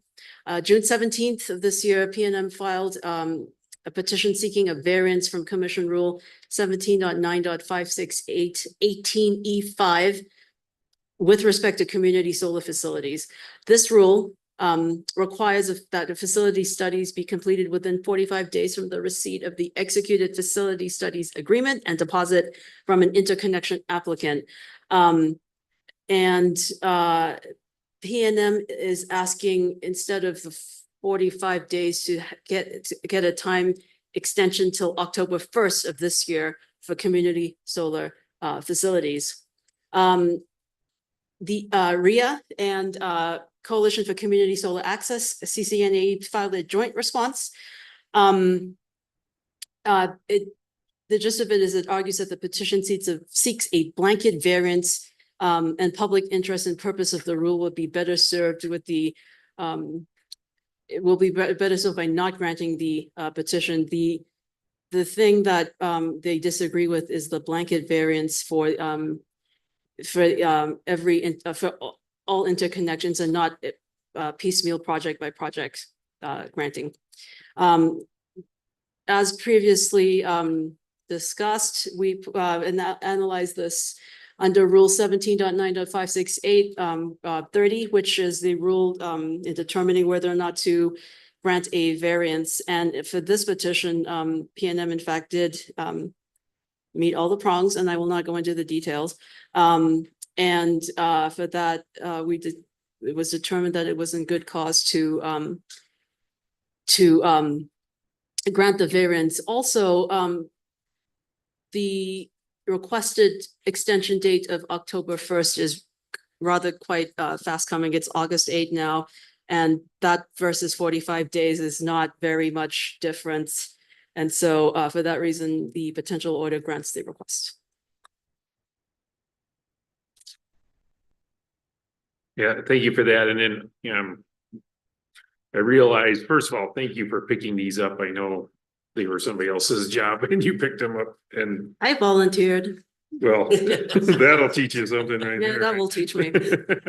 But could you just restate what the finding and conclusion is for paragraph 13? Because Yes. I've got a different paper version. Okay, the commission finds that RIA and CCNE's joint response are well reasoned. However, given the fast approaching date of October 1st, 2024, and the commission's wish to be pragmatic means that PNM's petition will be granted. I realize that pragmatism is perhaps not part of the rule, but in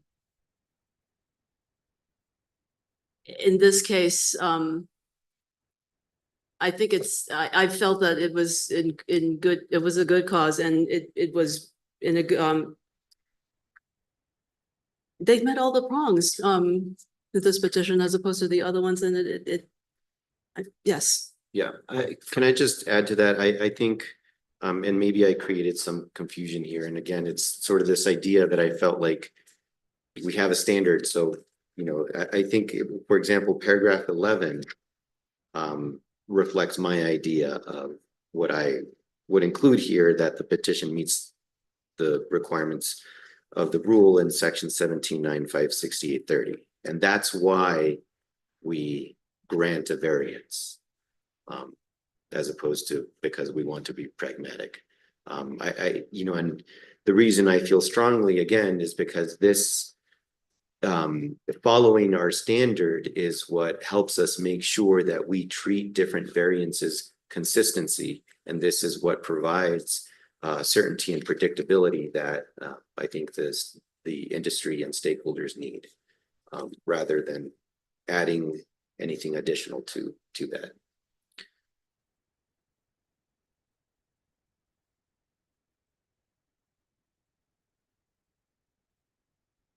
So then I guess if we want to leave this paragraph 13 in, just say despite the fact CCAE and REIA's joint responses are well reasoned, the commission finds the petition should be granted. Yes. Did that make sense? I can give you that edit. No, can we say that we want to leave 13 in? Is that what we're saying? Well, I guess what I'm hearing from Commissioner Aguilera is he views 12 and 13 as maybe additional to what's 11 says. And so do we need to say 12 and 13? And if we do, Well, we then do need to say 12, but I can move 11 to under the findings and conclusion and take out 13. I see. Yeah, that would work too. So.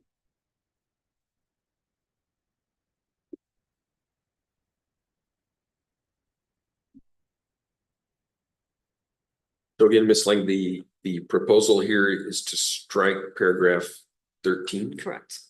Strike it, and when it moves, copy and paste up to 11, the word pragmatic goes away.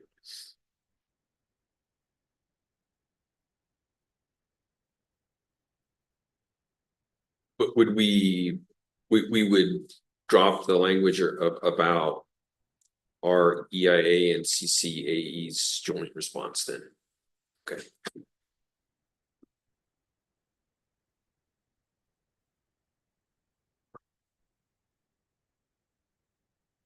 Okay, any other comments, questions? And again, this one I viewed as different from like the downtown network, different from the bulk of them, which is what we just dealt with. So that's why this one was more straightforward. I don't have anything. Okay, I will move approval of the order granting variance from time requirements that we just discussed. I second. And again, this is the alternate order as we just Yeah, did. exactly. Alternate order with that one. Are you ready to vote? Mr. Cameron? Commissioner Ellison, Aye. Commissioner O'Connell, Aye. Commissioner Aguilera. Aye. The motion to approve the alternate order as amended, and this is the third in a series of three, under this docket number passes unanimously. Great. Thank you Thank you. again, Ms. Lang, and I think this showed the value of 3 different people being commissioners. Appreciate the discussion. Okay, so we're now at 11:40. We've got a couple more regular action items,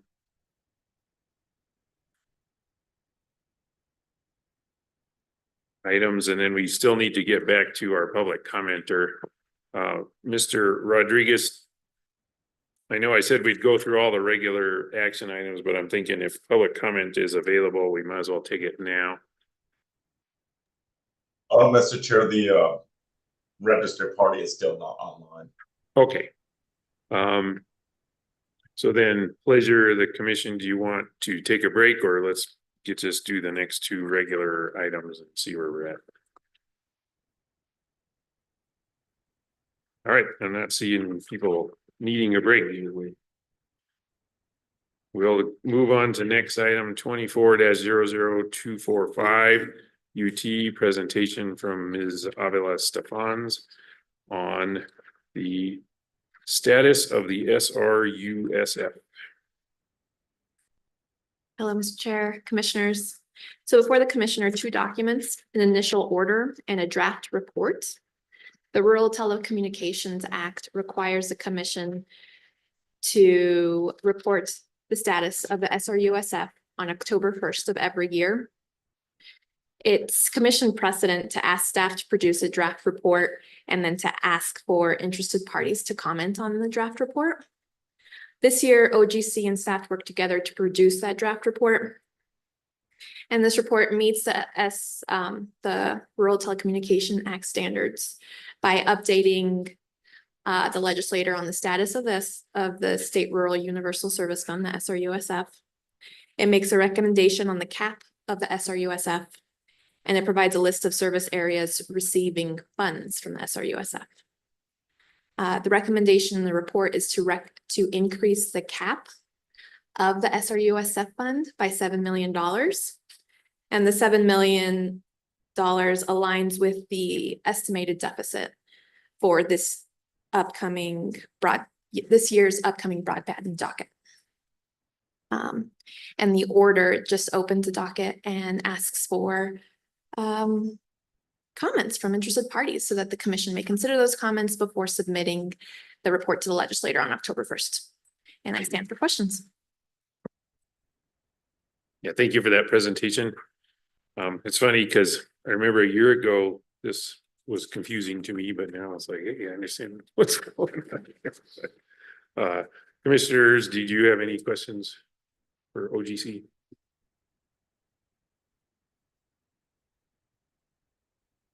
I don't have, okay, I don't have any questions. I just wanted to say thank you for the work done here and also for the work done to come up with, what an appropriate funding amount would be. This is just a draft, right? So it can still change, but I think that it is well reasoned. In the past, we have asked for increases of $20 million and the legislature did not act on that. I think there could be various reasons why. Maybe it just seems like too much, or maybe they're thinking about funding that is available through OBAE and maybe not there are other avenues that might displace, in their view, the need for us to increase our funding. And so I just want to re-emphasize that we previously discussed whether to increase the speeds for those eligible to receive funding. And, in conversations with staff, we felt like there is a niche that we can fill by not increasing our requirements to those maximum speeds, because that allows us to reach consumers in rural areas that might otherwise not be able to receive broadband because it is prohibitively expensive to actually get physical wires to them. And so thank you for that. And, I look forward to hearing what other parties have to say about that proposal.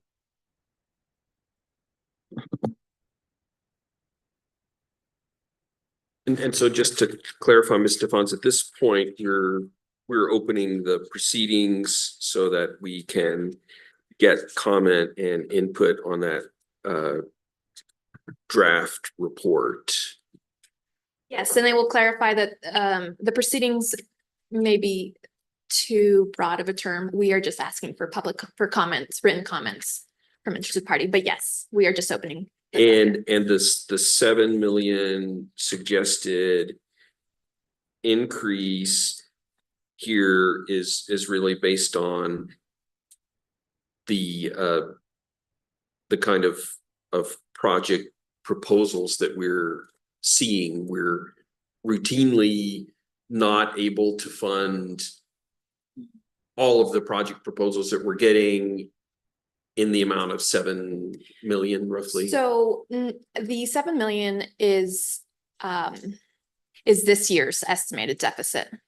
So the commission hasn't granted awards yet. That will be coming up soon, but based on the applications and how much is requested in those applications and how much we generally have available, there would be about $7 million deficit. Thank you. I will move for approval of the proposed initial order. I second. Mr. Cameron? Commissioner Allison, Aye. Commissioner O'Connell, Aye. Commissioner Aguilera. Aye. The motion to approve the proposed order passes unanimously, Mr. Chair. Thank you. Thank you. Okay, so next up on the agenda is case 24-00114 UT. It's a location approval requested by Southwest Public Service for 2 solar facilities and a battery storage system. Good morning, Mr. Chair, Commissioners. As you're aware, this docket concerns the location approval application for resources the Commission recently approved in a separate CCN docket.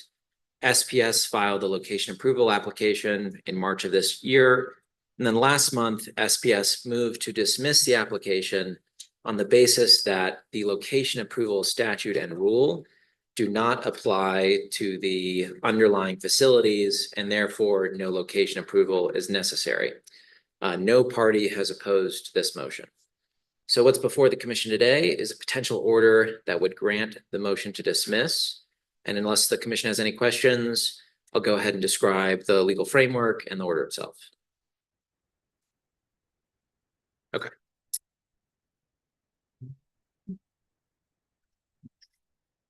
So, under the Public Utility Act and Commission rules, utilities must obtain location approval from the Commission before constructing a plant or associated transmission facilities, but associated with a plant with a capacity of 300 megawatts or more, quote, for the generation of electricity. Prior Commission orders have held that battery storage is not generation, and thus the statute and rule do not apply to projects that would trigger this 300 megawatt threshold only when accounting for the capacity provided by the battery. Here, what SPS is constructing is a combined solar and battery facility. The total solar capacity is 268 megawatts, and the battery capacity is 36 megawatts. Because you'd only get to that 300 megawatt threshold, including the battery capacity, the facility and associated transmission lines do not require approval. So that's kind of the substance of what the order is doing. Just a note on a little bit of a strange procedural posture in this case. SPS has basically secured declaratory relief by filing an application for location approval and then moving to dismiss the application on the basis that these authorities don't apply. In general, Commission rules provide that a party should petition the Commission for declaratory order if that's the kind of relief they're seeking. The order briefly addresses why declaratory relief or de facto declaratory relief makes sense in this instance. So I'd recommend the Commission adopt the proposed order, and I'm happy to answer any questions that the Commission has. Thank you for that presentation. My non-lawyer summary of what you just said is it's what SPS has done here is odd, but we'll deal with it. Any comments, questions, Commissioners? I believe you had something. Yeah, yes, Mr. Chair, I would like to make a few comments on this case. You know, I have to agree that procedurally this has been a strange case.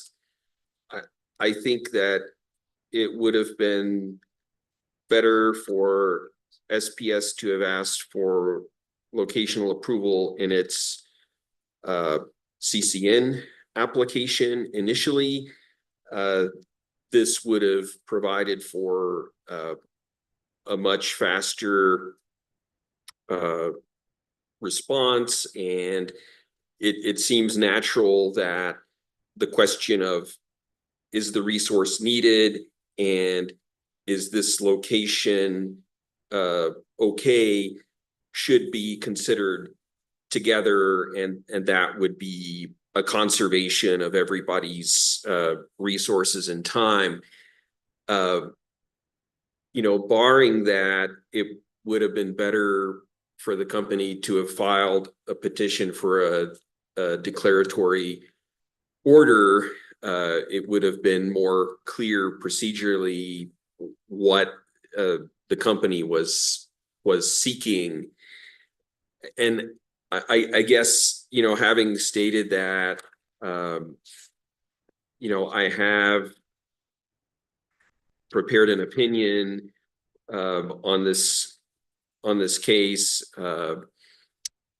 You know, whether it's going to be a concurring opinion or not, I don't know, but you know, I did have some thoughts about the whole issue of storage and generation in general.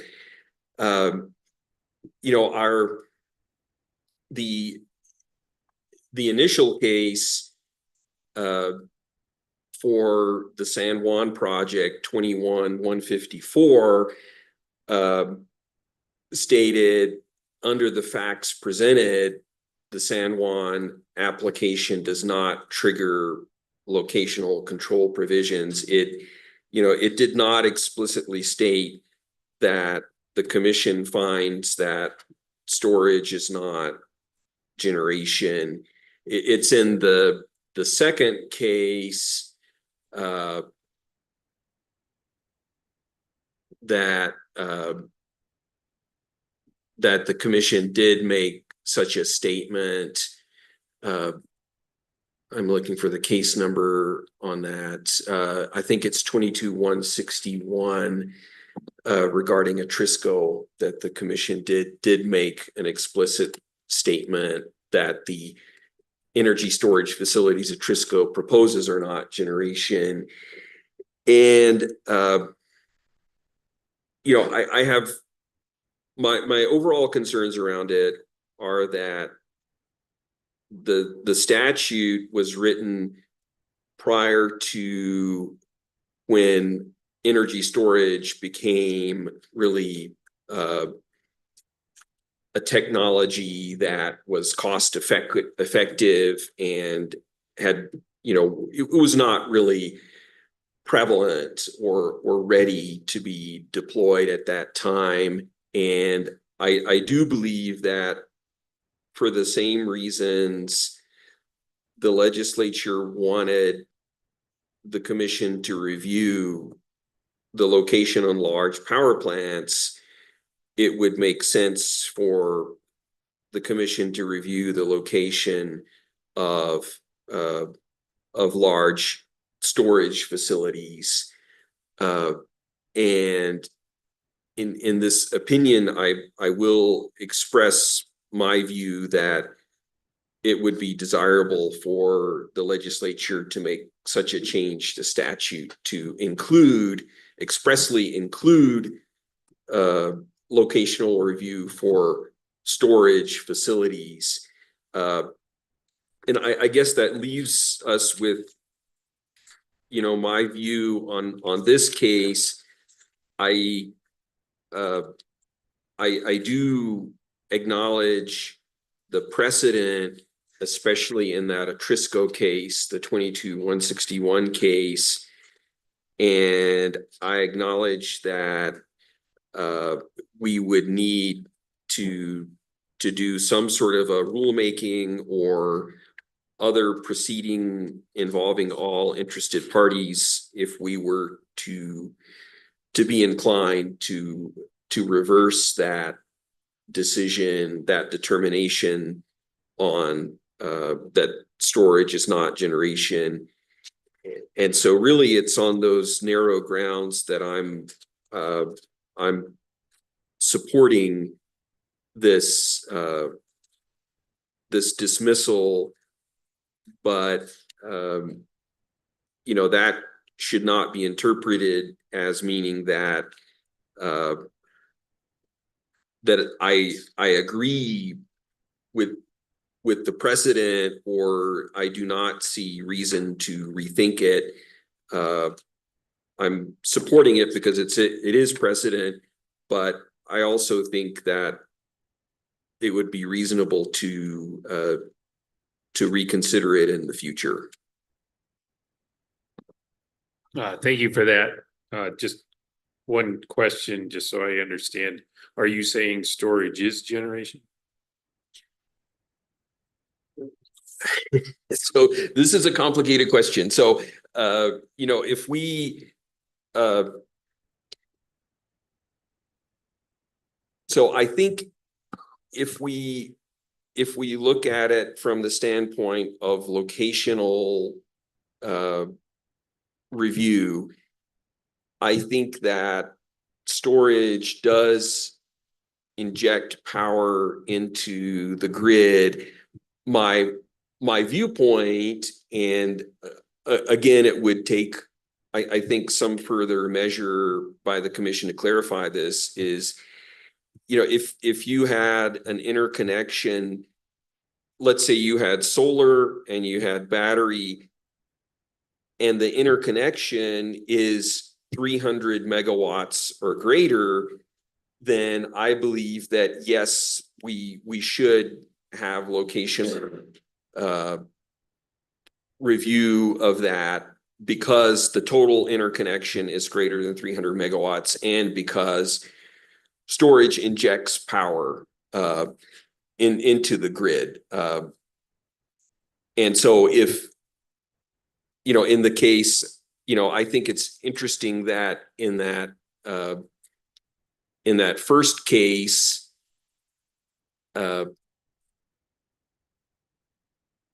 I'm losing the number, a 150, 21,154 for the San Juan. You had the situation where you had 200 megawatts of solar, 100 megawatts of generation, yet the total interconnection capacity was 200 megawatts. So, at no time could that project send out more than 200 megawatts. My opinion is that, that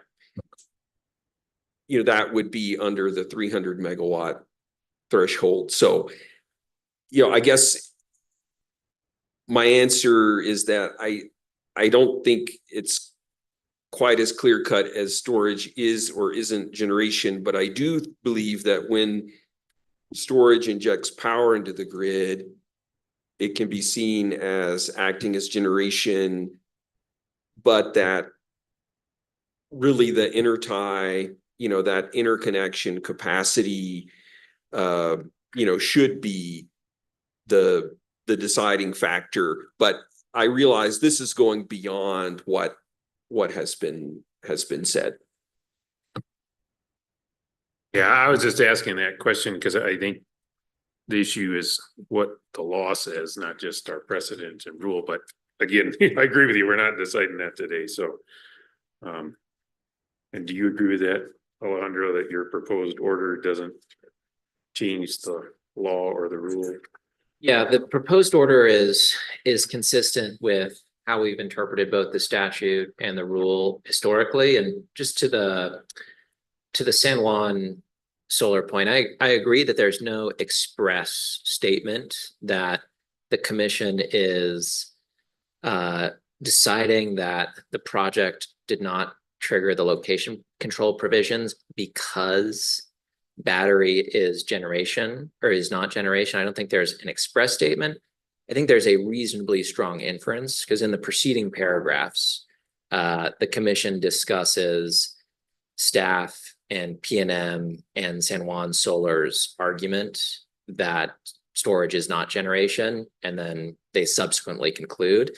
There's not an express statement, but a reasonably strong inference. And then think the Atrisco Solar case that Commissioner Allison discussed. I think there's an even clearer statement in that. So this order is consistent with the commission's prior precedent interpreting these authorities. And on Commissioner Ellison's point, it, to the desire to have the legislature revisit the rule, I don't have any opinions to offer on that other than generation may not be the most useful term to describe the kind of concerns that Commissioner Ellison is discussing, because it's not so much whether something is generation or not, but and I don't want to incorrectly paraphrase you, but how much power is being put on to the grid, rather than whether it's coming through generation or some other means.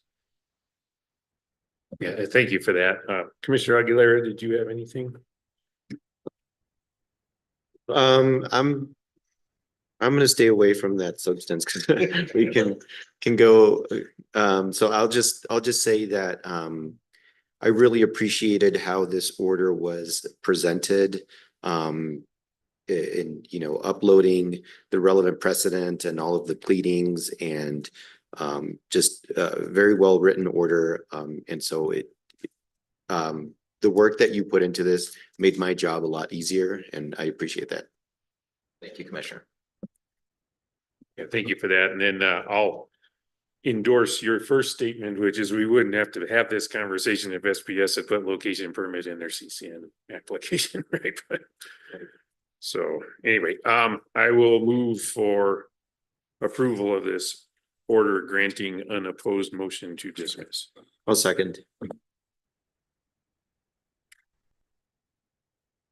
Commissioner Ellison, Aye. Commissioner O'Connell, Aye. Commissioner Aguilar. Aye.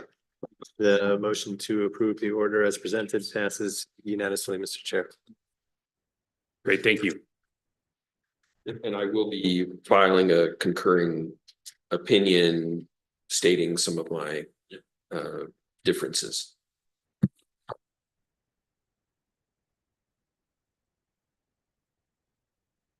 Yeah, so we're now at noon. So I'm gonna propose we take 15 minutes, come back at 12:15. And I'll check with Mr. Rodriguez during the break to see where we're at on public. So commission, we're on break until 12:15.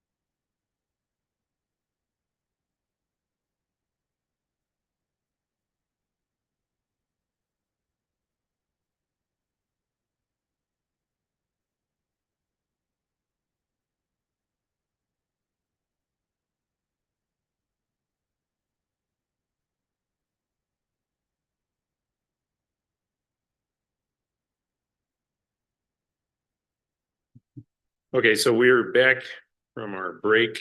And next item on the agenda is discussion and potential action. We have one item, a presentation on legislative priorities for the 2025 regular session. So that's the session that's starting in January 2025. Presentation from our staff, Colin Gillespie and Jerry Martis. Take it away. Thank you, Mr. Chair and Commissioners. As you mentioned, this is our presentation on our proposed policy initiatives for the PRC in the 2025 regular legislative session.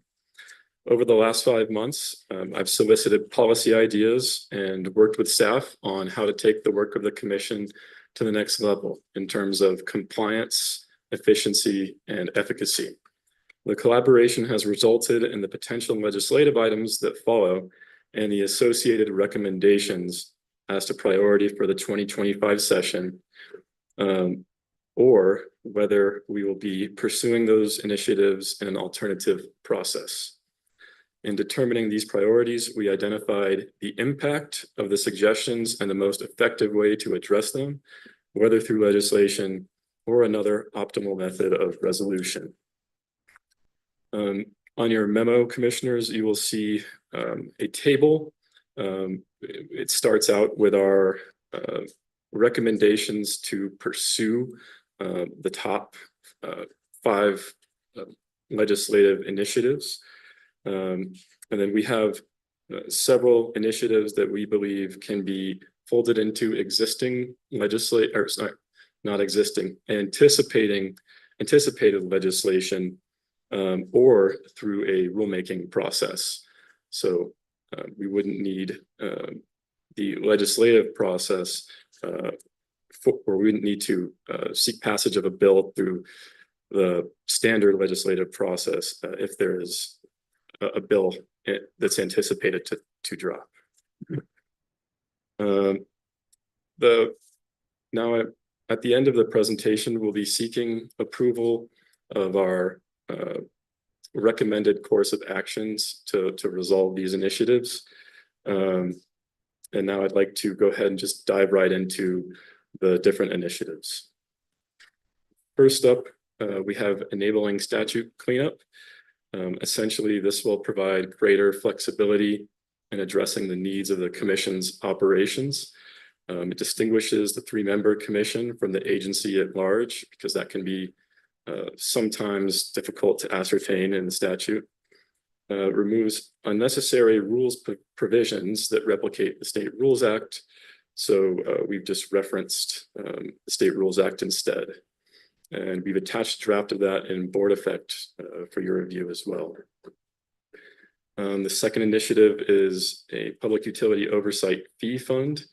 This is an initiative to help increase flexibility and consistency in the PRC's funding of its operations and expenses. 36 state PUCs across the country have a dedicated fund that is still subject to legislative oversight, but allows for more flexibility in operations and allocations. The third initiative that we have regards commission deadlines. This came to us through a legislative request form. It's evident that there needs to be more time for the commission, for the Office of General Counsel, and for the hearing examiners to pursue their to review recommended decisions, to write recommended decisions, to translate those, and not just RDs, but all types of proceedings. We focused on 4 processes for amending the statute to extend those timelines. These timelines have been informed by the Office of the Hearing Examiners, and they've also been cross-referenced with other state PUCs to make sure that they're within a range of reasonableness.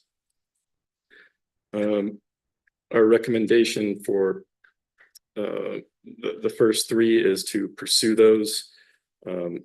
That's as to enabling statutes, commission deadlines, and creating a dedicated public utility fund Fourth up, amending the statutory pipeline safety violation schedule, penalty schedule. We're currently capped at $100,000 per violation of the PSA with a maximum of $1 million for a series of related violations. And if the New Mexico standard is not reasonably in line with the federal standard, it could result in an impact to funding. So we've suggested indexing those penalties to the federal standard, which is in turn indexed to the consumer price index, so that we would only have to make the change at one point in time. Our recommendation for that initiative is also to pursue in this upcoming session. For community solar, there may be some potential initiatives in terms of funding and program adjustments. However, our staff is currently writing a report for the November 1st statutorily required report to the legislature on the status of the community solar program. So as we develop and do research into that issue and the status of the program, there may be a need to pursue legislation in this upcoming session. Next, we start going into the tier of priorities that may be accomplished through an anticipated piece of legislation or through a rulemaking. One of these is low income rates. There is anticipated legislation out there that has been introduced previously that we expect to be able to work with the sponsor and the drafters of that bill in order to make sure that the PRC's objectives are considered, and also that the sponsor's bill is completely implementable in terms of the PRC's perspective. So our suggestion for that is to work just with the anticipated legislation. The seventh item is raising the cap on the State Rural Universal Service Fund. Of course, we've heard from Ms. Stephans in terms of the recommendations for raising the cap on the SRUSF. The objective here is to increase broadband project allocations from the fund, and the broadband projects allocation receive the remainder of the funds after the other obligations of the fund have been met. Historically, there's been a deficiency, or what we call a surplus in demand, and we have not been able to disperse or select projects, and they have not received funds, even though they meet the requirements for PRC selection or the facilitator selection. And then penultimately, we have changes that would essentially discourage non-compliance with the renewable portfolio standard. For this initiative, we would like to pursue a rulemaking.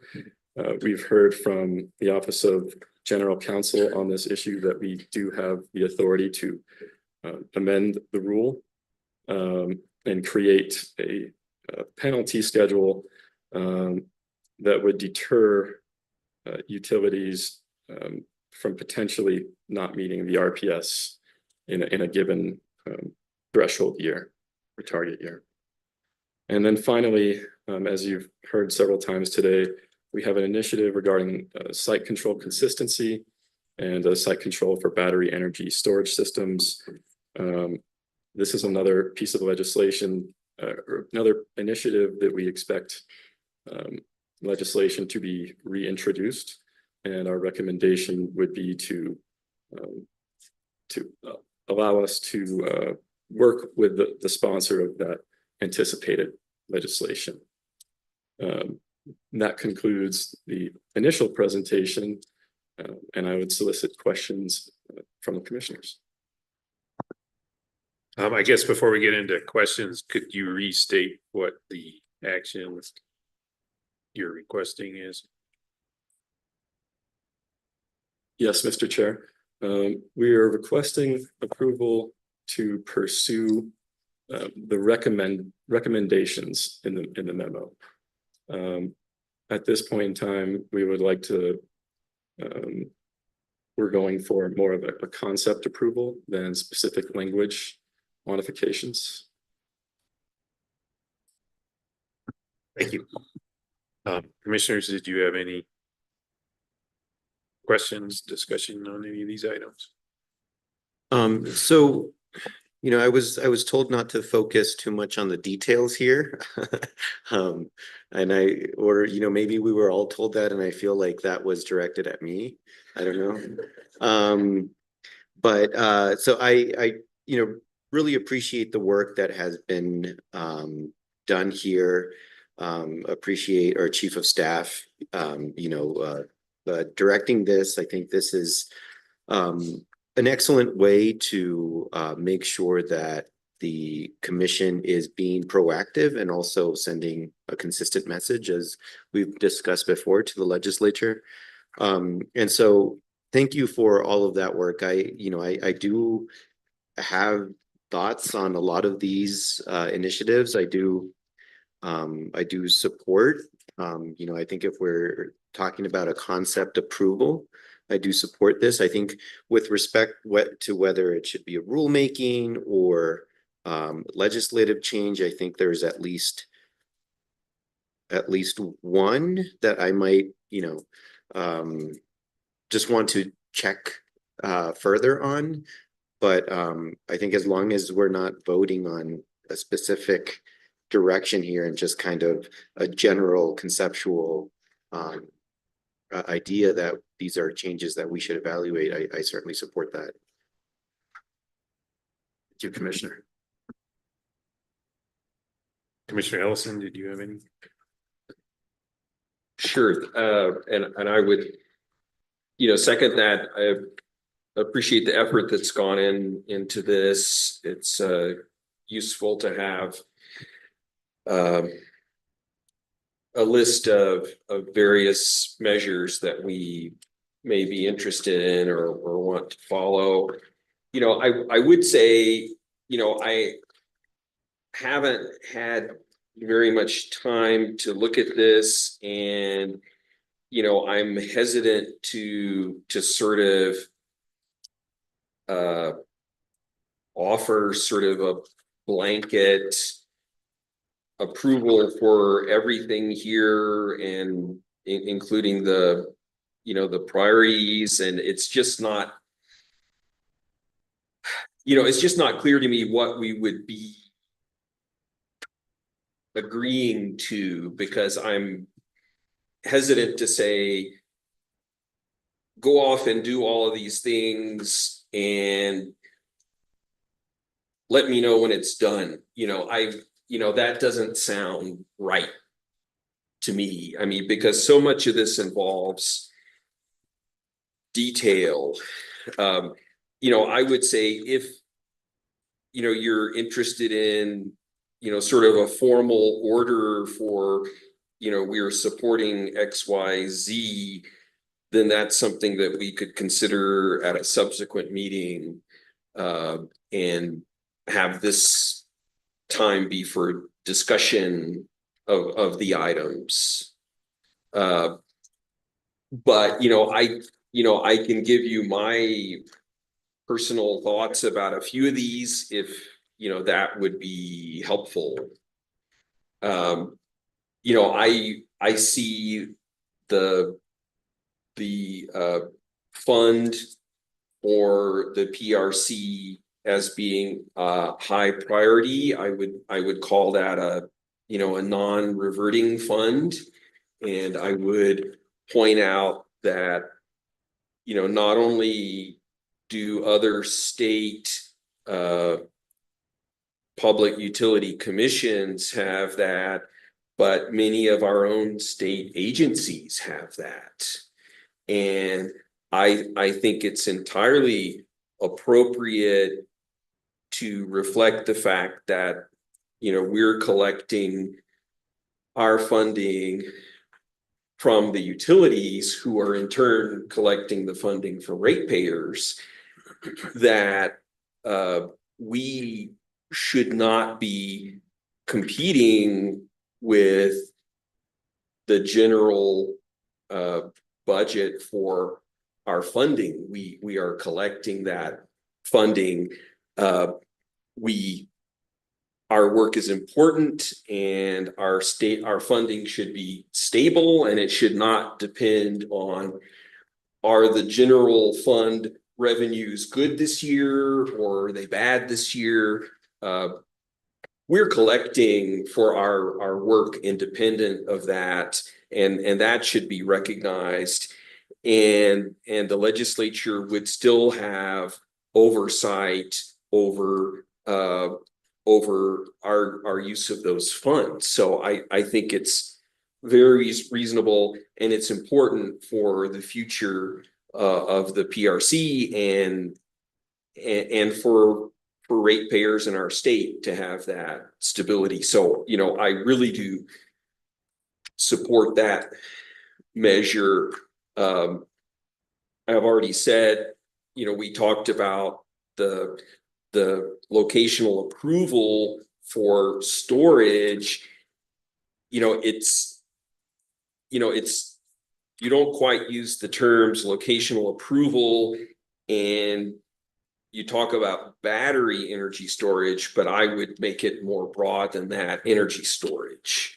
And so I see that as being a very important issue. As things stand right now, a utility could propose a 300 megawatt pump storage hydro project, and we could have the situation where nobody in the state has locational approval of that, even though there would be major environmental impacts from such a project. So, I certainly, would endorse that work.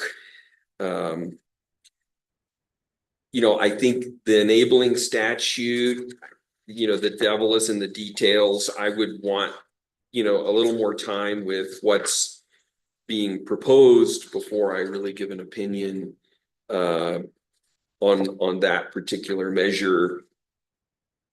With the pipeline safety violations, I understand what's being proposed. I question how big a priority that is. I mean, in the year and a half I've been at the commission, I have not seen a pipeline penalty come across my desk. So, maybe the first step is to start assessing them if we're seeing problems, and then to look at the amount. So I guess I don't see a harm in it, because it's increasing the maximum amount to being equivalent to the federal standards. But I also don't see that it's that high a priority. And if we have to really focus on the few items that are really important to us, I'm not sure that makes the cut. I'd want to hear some more feedback on that. Maybe I'm wrong. Anyway, I'll stop. I do have some more comments, but I'll stop there. I think that's maybe enough. Yeah, I guess I'd like to hear from Jerry and Colin about how a process can work, because maybe I'm reading too much into what you said, but it sounds like you want individual commissioner approval of all details. And that just doesn't match my understanding of how legislation gets written and proposed. I mean, certainly these things that we're going to pursue, yeah, we'll have drafts, and then we won't even write it, right? The draft will go to legislative council, they'll write it, and they're going to change some things. And so, and then it'll go to, the sponsor will be carrying it, not us. So just trying to understand the concept of how things progress versus what you need to see. Well, I guess I'm also struggling with what approach makes the most sense here. You know, I could see us taking a position as a commission on certain items. You know, I agree individual approval on every single item seems a little excessive, but on items such as, you know, if we look back at the energy storage, for example, you know, there's a discussion here of a bill that would set targets, or I assume it would really be mandates for a certain amount of energy storage by certain dates. And it's not clear to me, are we talking about monitoring that process, or are we talking about endorsing that sort of approach? Commissioner Ellison, Chair. The process that we're talking about today, so when you talk about, you know, just a broad consensus that these are things that are important to the PRC, we would like to move forward with that. So then once we get into the legislative process, what you're speaking of now is just us saying, hey, this was out here before, and it could be an opportunity for us to meet with these folks and get involved and share our position, what our thoughts are, and to kind of collaborate on a meaningful piece of legislation, as opposed to us coming out with our own, somebody over here having their own, and having all these competing interests, trying to sit down and work together. So that's what that one is. That's not our endorsement. We would still go through the regular process of providing an analysis from our office during the legislative session if those things were to move ahead that maybe you all don't agree with, or that would be detrimental to the PRC. That doesn't eliminate that process. We're just trying to say, hey, this was out here before. We would like to speak with these folks and maybe insert some of our priorities that are helpful to the PRC in getting that work done. You know, and I would even say, you know, another way to phrase it may be that, you know, the commission, if that's the pleasure of the commission, might say, you know, we support a revision of the locational approval statute to include energy storage.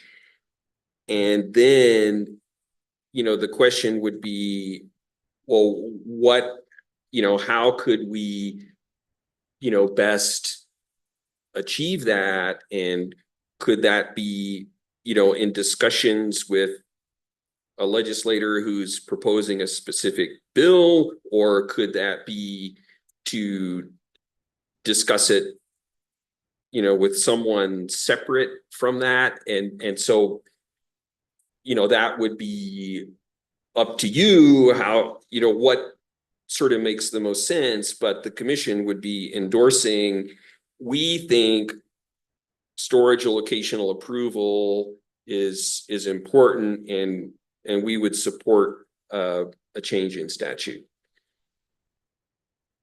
Chair, Commissioner Ellison, that's exactly what we're saying. That, you know, you're basically saying we're gonna let the process move forward. We're not gonna make all these decisions in a silo. This would still involve the staff, PRC. We're not making those decisions without you, is what I'm saying. This is just an overall, yes, we agree that these are some of the priorities, and we're going to go to the next steps.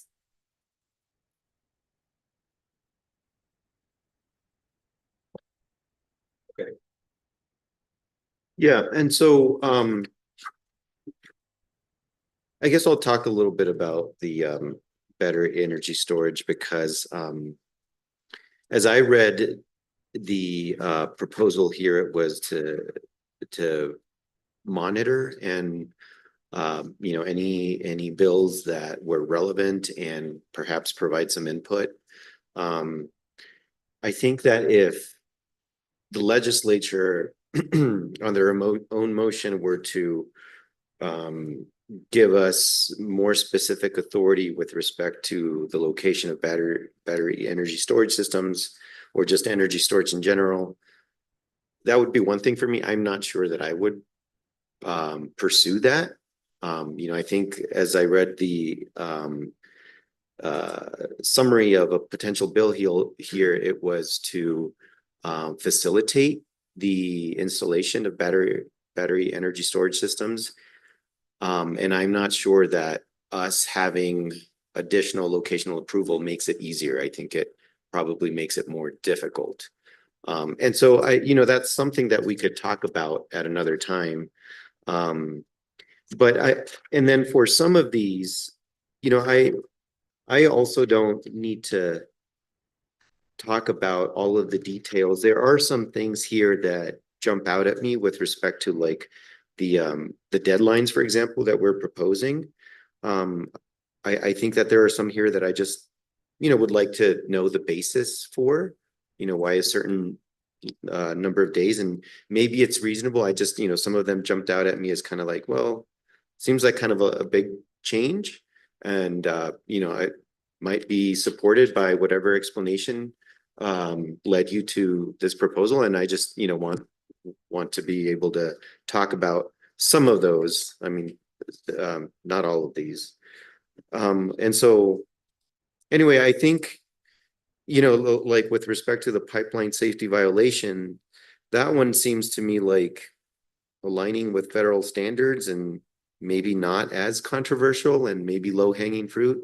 I don't know. So I to me, that made sense to add here, even though, as Commissioner Ellison said, maybe it's not the biggest priority. So I guess, I'm generally supportive of the direction here. I do think that there perhaps are some details that we would need to talk about, and not all of them, but is this something that you need a vote for to, go off and do, or is it, can we just say, yeah, more informally go off and work on this? Thank you, Commissioner. Appreciate the question. I think what we're seeking here is broad authority to pursue the items that are before you externally, so outside of the commission. That would include potentially coordinating or helping give input with language, but also fact finding and information gathering about what is currently floating out there, what support is likely to be for different pieces of legislation. And so I think what we're asking for is the authority to coordinate externally. And as Ms. Mara has mentioned, these bills are going to be in flux, which is why we're not asking for approval of specific language at this time. If that were the case, there may need to be several iterations of approvals and like a stage gate process. I'd like to assure yourself, Commissioner Aguilera, and the rest of commissioners, to your point, Commissioner Ellison, our intention is to be working with individual commissioners, keeping them informed of status updates, difficulties with consensus or language, and keeping you involved in the process throughout and through the entire legislative session, all the way through to potential implementation.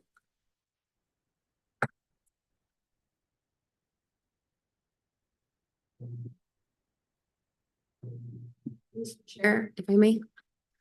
Mr. Chair, Commissioner Aguilera, the idea and what would be helpful for my team and I is to be able to go forward to pursue, there's a lot of work between an idea and actual legislation. So it would be helpful to be able to go forward with the weight of the commission as a whole. We already have authority we being my team and I have authority to work on legislative issues. What we're hoping to do here is kind of create a new process, and that is have commission, the three of you together, weight behind our priorities.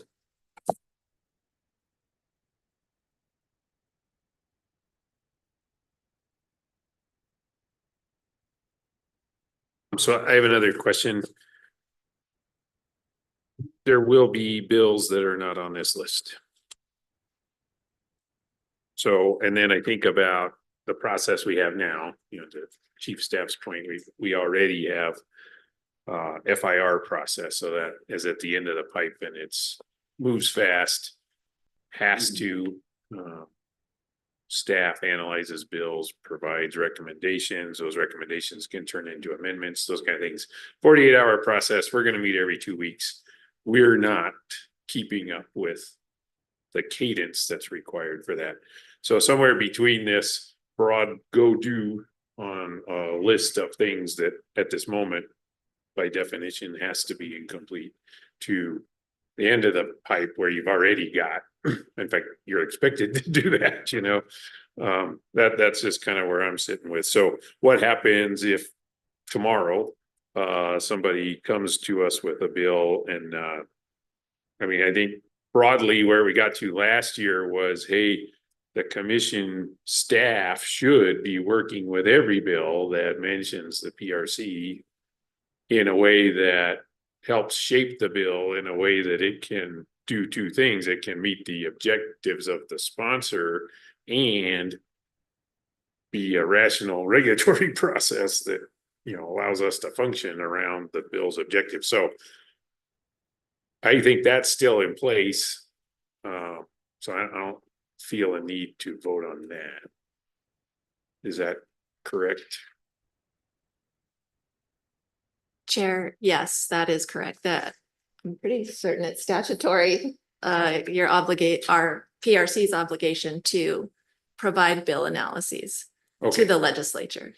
And then looking at this list, my sense of it, listening to everything, is you just need agreement that this list makes sense from us broadly. I worry about what you said, that it's authority to go out tomorrow and start working externally, because we haven't, some of these ideas from listening to the discussion are still ideas. So it's a chicken and the egg problem. And so it could be they're more advanced than what you described today, but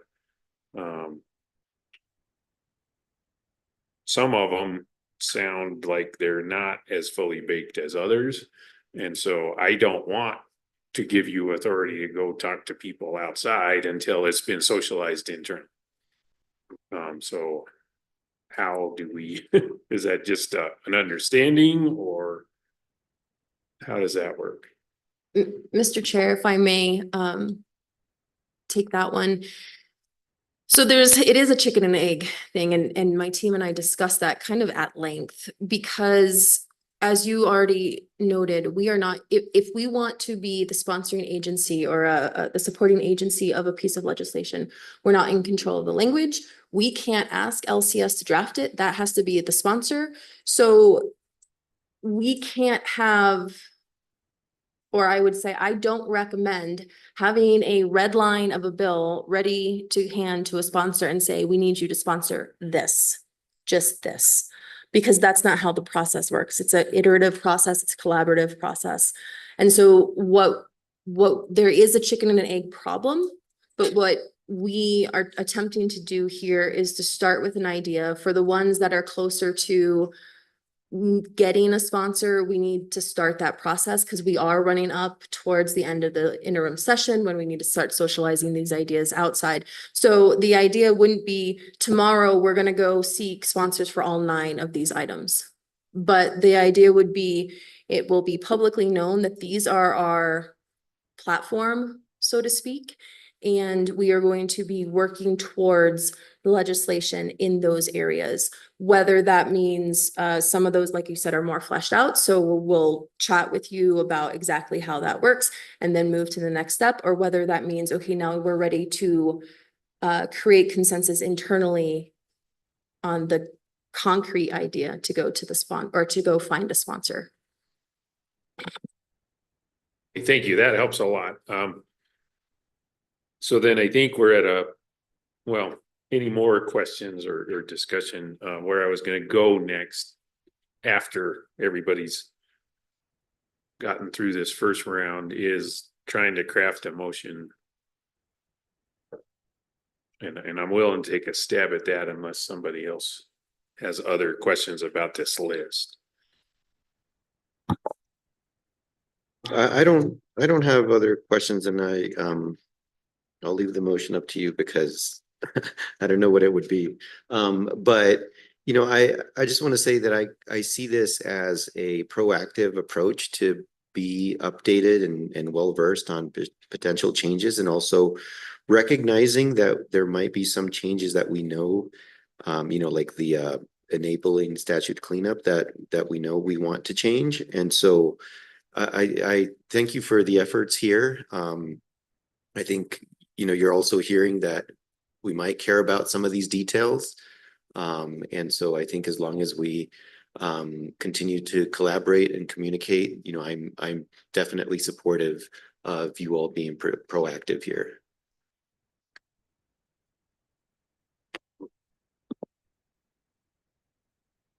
Well, you know, I guess, you know, just thinking through this process, I think, you know, you're monitoring legislation and being engaged in the process so that, you know, we're all aware of what's going on. I think that's always a positive step, and in my view, doesn't really need a sign off from the commission, but to lobby for, advocate for a specific measure, you know, I see that as being different. And, you know, I would want to see a vote of the commission before doing that, or at least some expression that, you know, the majority of the commission wants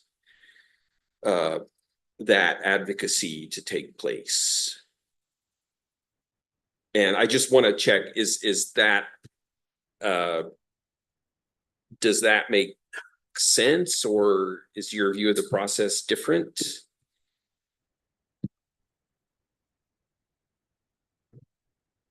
Thank you, Commissioner Ellison, for the question.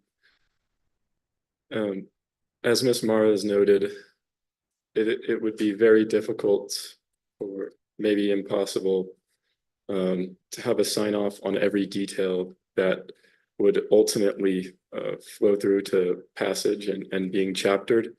Having said that, yeah, I do take your point very well, that the devil is in the details, and that the commissioners need to not only be aware of developments, you know, in a timely fashion, but also that commissioners do support the initiatives as they evolve over time, and that as things evolve and situations change, that some courses of action may have to be modified ultimately.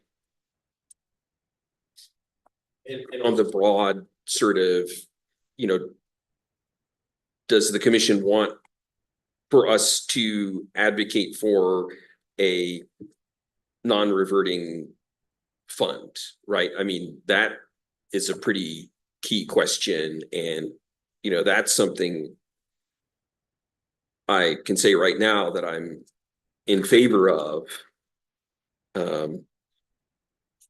You know, some of the other measures sound like they're more of a, you know, let's monitor how this progresses.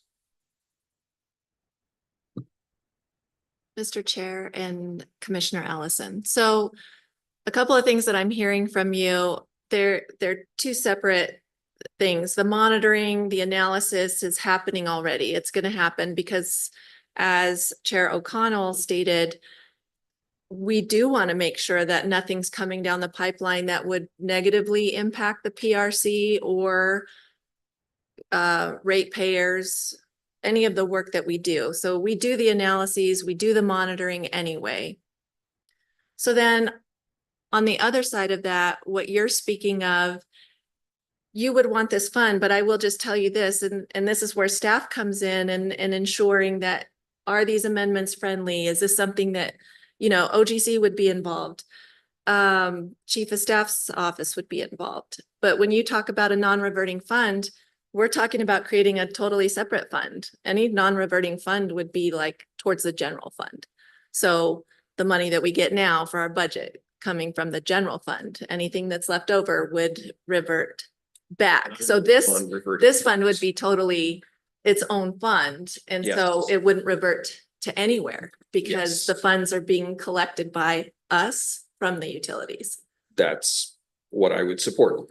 Okay, so, but the expertise in the office would be able to identify those things and ensure that this is well written.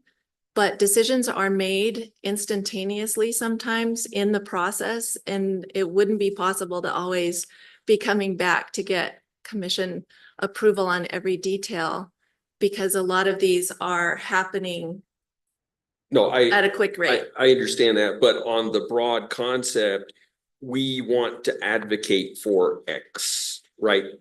I think there should be a commission decision on that.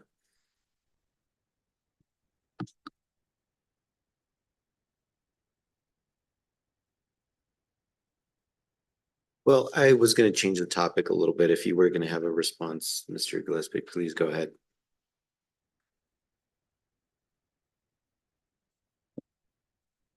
Mr. Chair, Commissioner Ellison, it was our intention to seek approval for all recommendations, all 9 items. However, we might need to modify that that approval vote, or perhaps if the commissioners are agreeable, it would be more prudent to do approval of the recommendation for each item. So 9 total votes. Not sure what the pleasure of the commission is on that, Mr. Chair and Commissioner.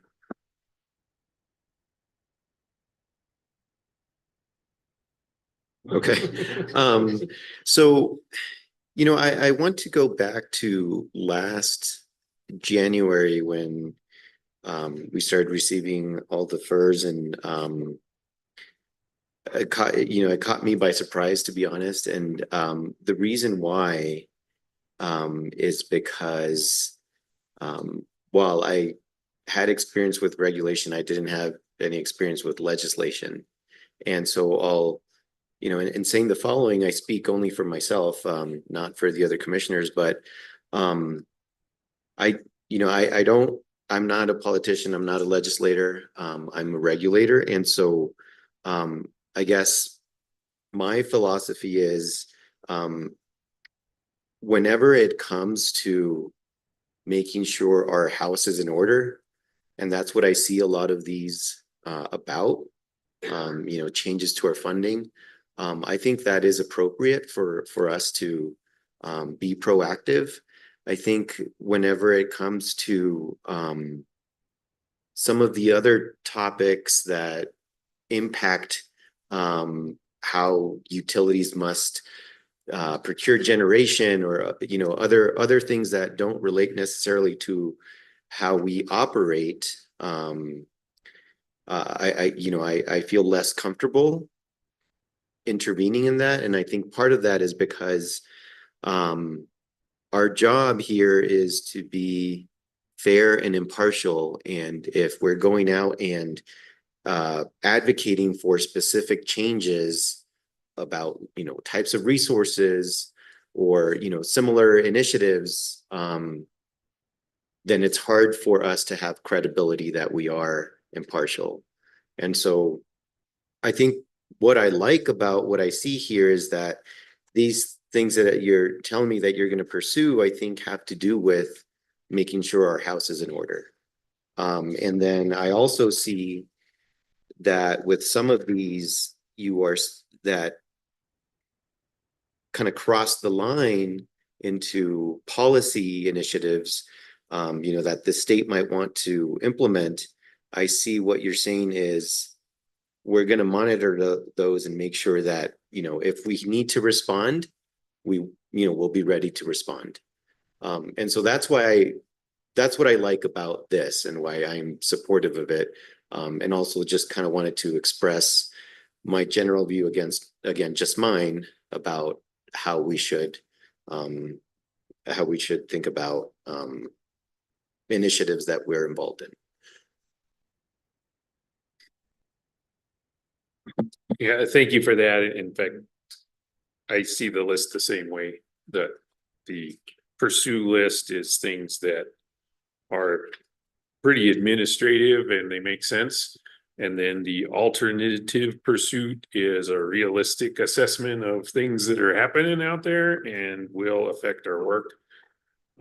So anyway, I was gonna broaden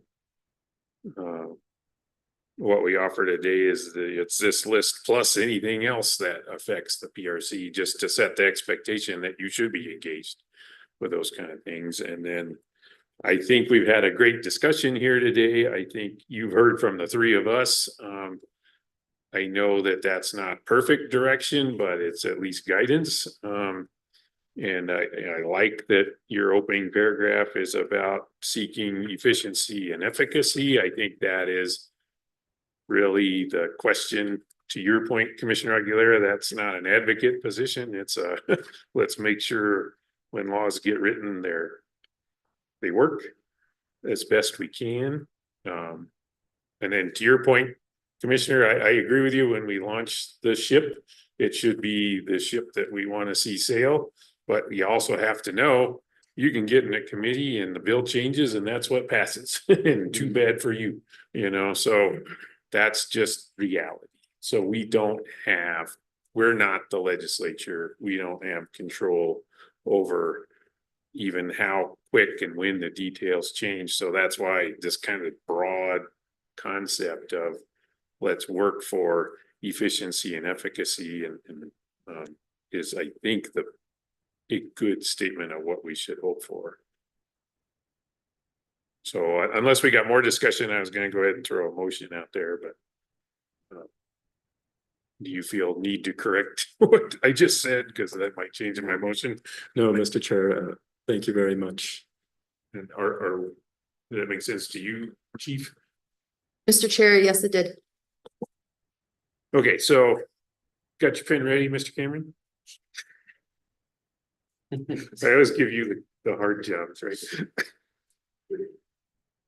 So my motion would be the commission agrees that PRC staff should pursue the ideas presented today. Commission expects PRC staff to engage in the legislative process to improve efficiency and efficacy of any other legislation proposed by us or others. And finally, PRC staff will keep the commission informed of the process as it develops and request a vote before the commission takes an official position on any legislation.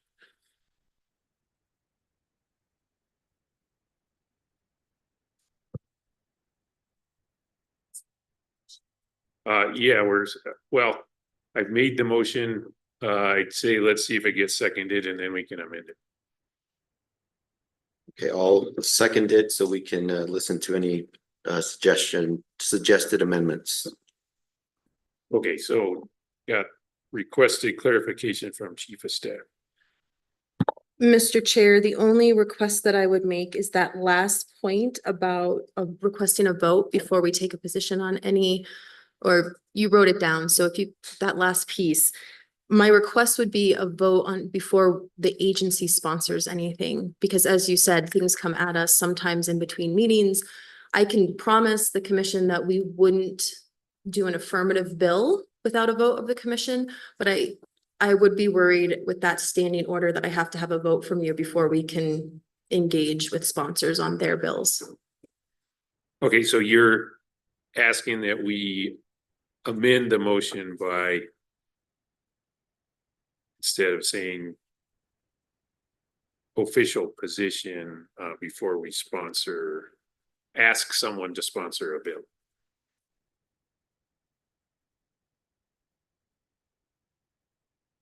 Because we can't sponsor the bill, so that's why I was like.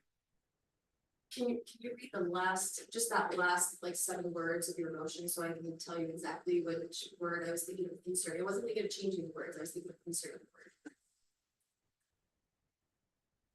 On the vote. Please read back the transcript. Okay, so I'd say that broadly, my last thing was PRC staff will keep the commission informed of the process as it develops and request a vote. And then that's after that word vote is what we're amending. Prior to PRC officially supporting or sponsoring is the problem, because agencies do sponsor and carry, but they don't sponsor in the term of art at the agency. Ms. Maras, do you have a suggestion for a word there?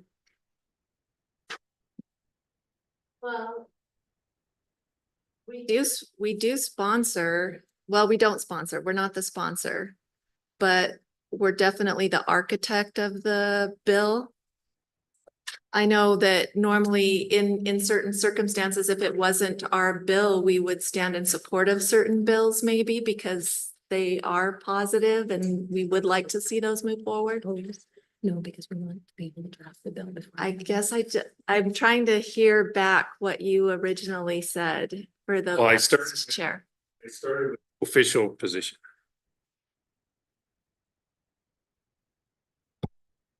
Chair, because I see what the chief of staff is saying, like we wouldn't come back to the commission to maybe softly support something that we see in the best interest.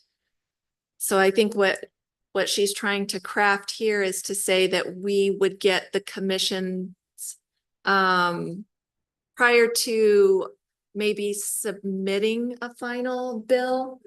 Ms. Maras, you're on my brainwave. So Mr. Chair, yes, it would be, we would get commission vote and approval before a bill of which the PRC was an architect was dropped.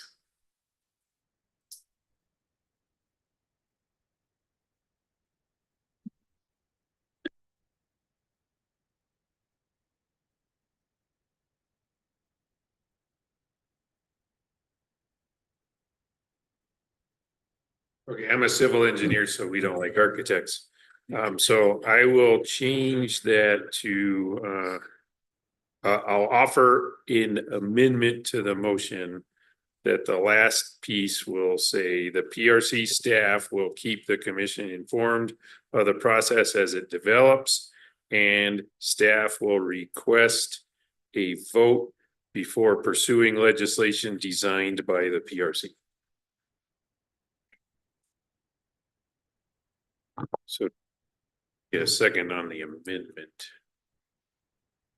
And that's open for discussion, obviously, at the moment.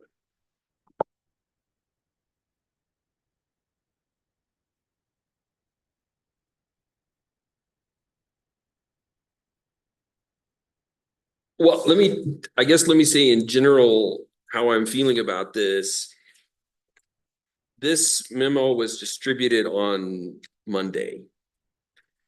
I am feeling that it's really insufficient time for me to make a decision on this package as a whole, beyond the items that I've made comments on. So I would feel more comfortable having sort of a more, defined motion in our next meeting, and having some time to have some one-on-one conversations about each of these individual items. So, I mean, if we're gonna have a vote now, don't be surprised if I abstain from that vote.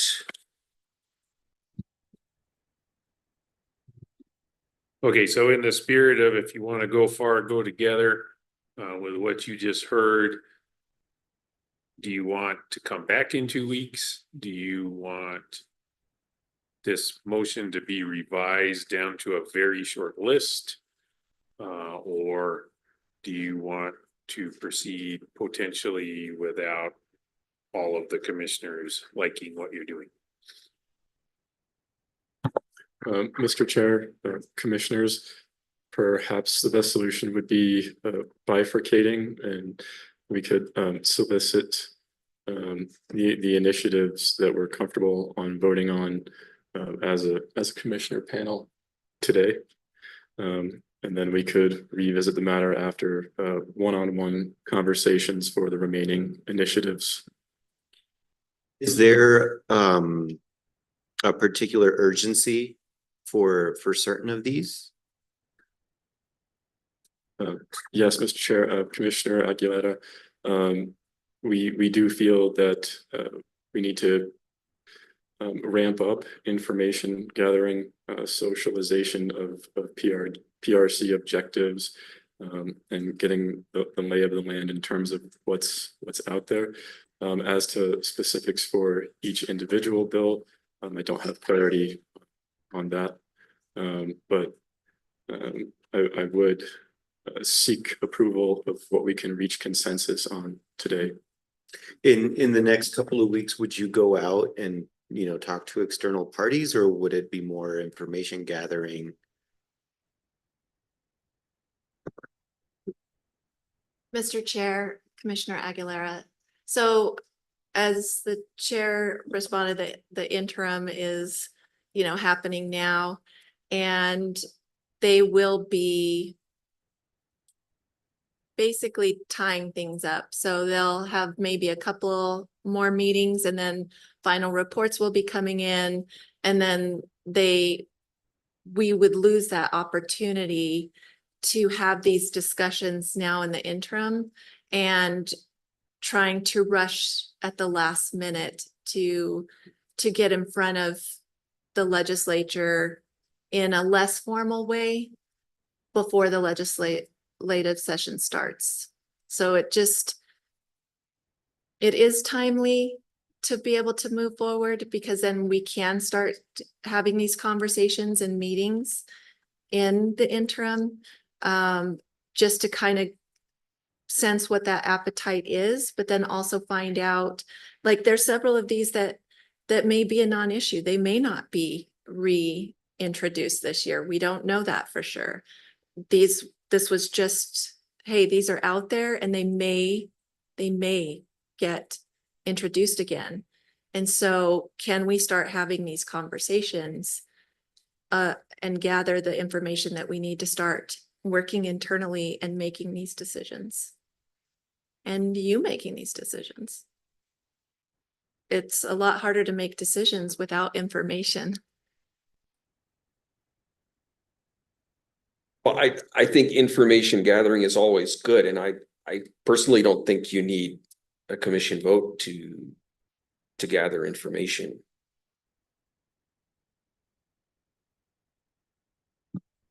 Mr. Chair and Commissioner Allison, we're not asking for a vote to be able to do this, more so that we're asking for your support. I absolutely support monitoring and engaging and getting more information about how things are progressing. Absolutely. I think the question is, what do you advocate for? I think that's kind of the crux of the matter. Mr. Chair and Commissioner Ellison. So we won't know that until we have everything set. And then as the motion stated, we would come before you and show that this is what we're advocating for. When that determination is made, because some of these may not flesh out and may not be what we're advocating for.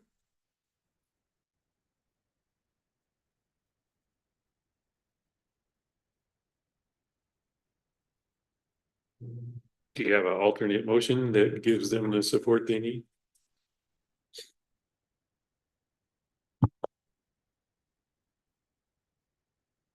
I could certainly move that the commission endorse the monitoring and engagement of the legislative process so that we might have more information and understanding. I can certainly move that. Is that helpful? Yeah, I mean, I that's kind of what I thought.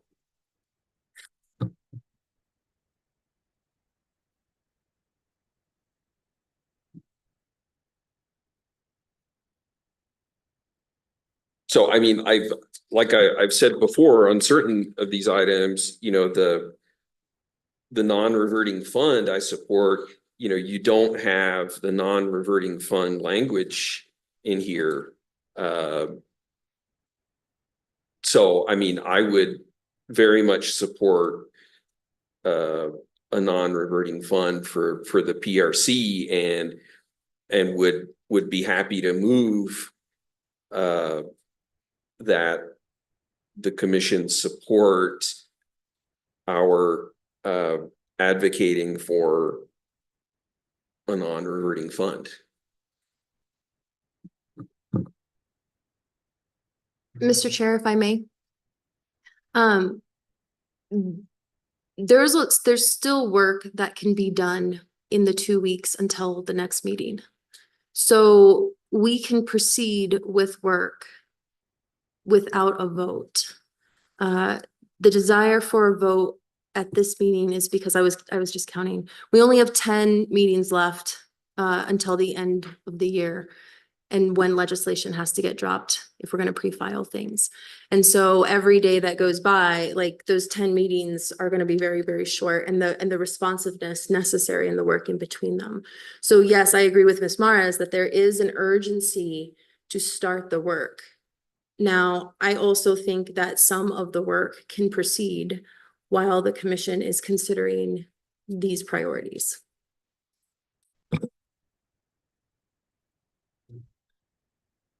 Okay, so that helps. And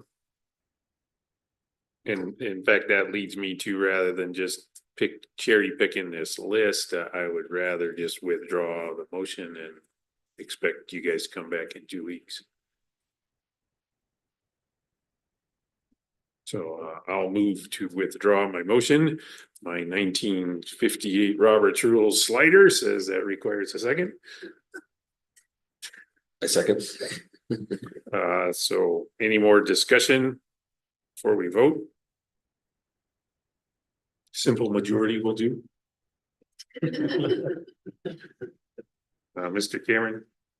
Commissioner Aguilar, Aye. Commissioner O'Connell, Aye. Commissioner Ellison. Aye. Mr. Chair, your 1954 motion to withdraw your original motion passes unanimously and by a majority. Great, thank you. And I thought this was a valuable discussion. I hope you did too, and we'll see you in 2 weeks in Farmington. So, Thank you, Mr. Chair and Commissioners. Thank you, Mr. Chair. Thank Thank you, you, Mr. Commissioners. Chair, I do have one question. Is there any direction that we would like to give Ms. Morris and Mr. Gillespie in terms of what we'd like to see in 2 weeks? Would we like to see sort of a written motion or a written proposal of what you'd like us to support? Well, I was ready to vote on this, so Oh. if you've got something, go for it. No.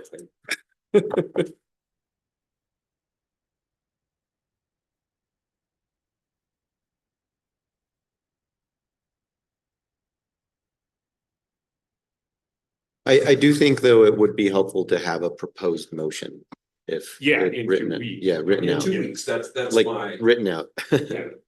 something written in 2 weeks. Yeah.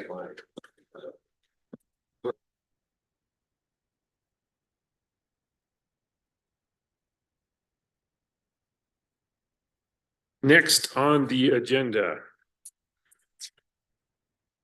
is Consumer Relations Division quarterly update, Mr. Jimenez.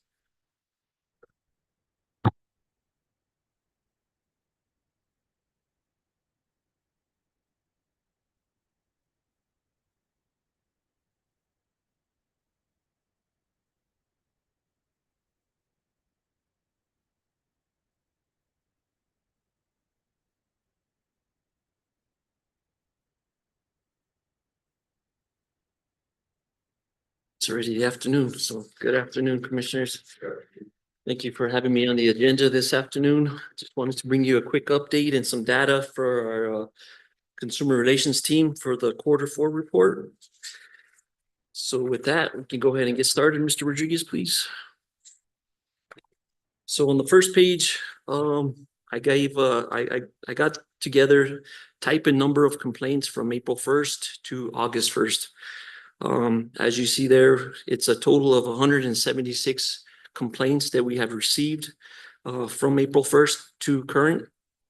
We're averaging about 40 complaints per month. So that's kind of what we've been dealing with so far. Out of the approximate 400 total complaints that we received since January 1st, we've only had 3 of those complaints come through the, 3 complaints have gone to the formal forum. They've come through the informal process. So I just kind of wanted to give you all that number. I haven't been able to give you that stat on the last quarter report. So I just wanted to give you those numbers. 93 of those 176 complaints are electric utility complaints. 30 of those are telecom complaints, 11 cellular telephone, 14 water, and 8 gas complaints. And as you all know, as of July 1st, or from January 1st to July 1st, we were still taking transportation complaints, and we've had 20 complaints through this quarter for transportation. We turned over those complaints to DOT, and we resolved all of them that we did have informally and opened and sent them. And now we're just sending them all off to DOT for them to review and arbitrate. So these highlighted complaints, I wanted to give you some highlighted complaints and just give you some hot topics. There were, internally and from the communities of New Mexico, 66 utility billing complaints. So we've had quite a few number of utility complaints or billing complaints this last quarter.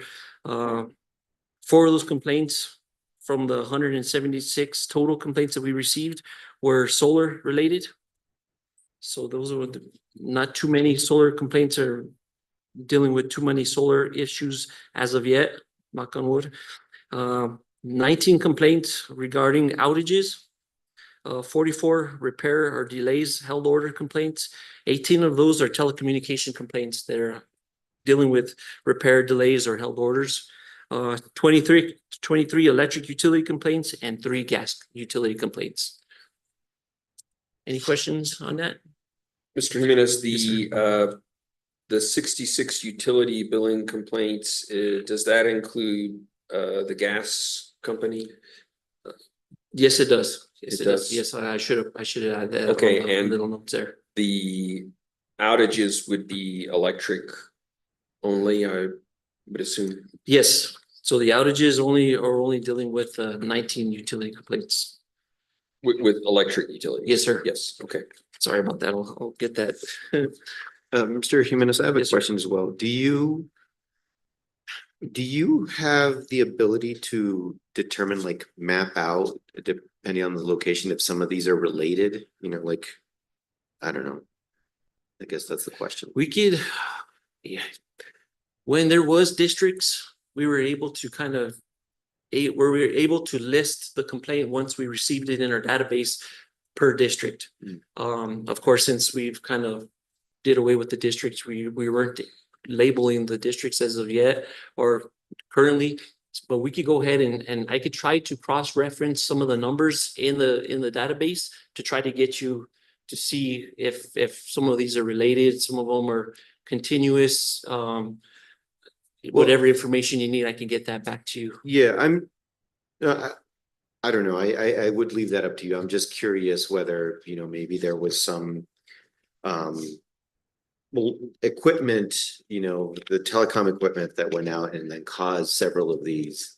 I don't need, I appreciate the offer, but I don't need that. I was just curious. And I'm sure, Commissioner, if some of these complaints are dealing with a larger utility, then there's probably 5 or 6 in that little community that did want to come through us and file the informal complaint. Okay. So I'm sure that some of them are related. Yeah. But if you all need any other numbers or any specific numbers, I can go ahead and get those for you also. The total amount of recovered costs for the consumer for year to date is $31,585. So we were able to recover those costs for our consumer. You know, if there was any, of course, refunds that needing to be given back to the consumer through our informal process.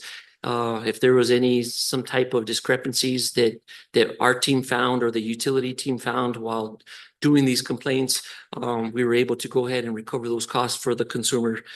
So it's a pretty good cost as of January 1st. We got a pretty high number. So we appreciate the work that the consumer relations team is doing. And on the last page, it's just a little bit of a summary of our current informal process. I just wanted to give this to you all, commissioners. I know you all are pretty familiar with the process, but for the general public and for any internal personnel here with the PRC, I just wanted to go ahead and add this to the presentation. We first obtain the complaint.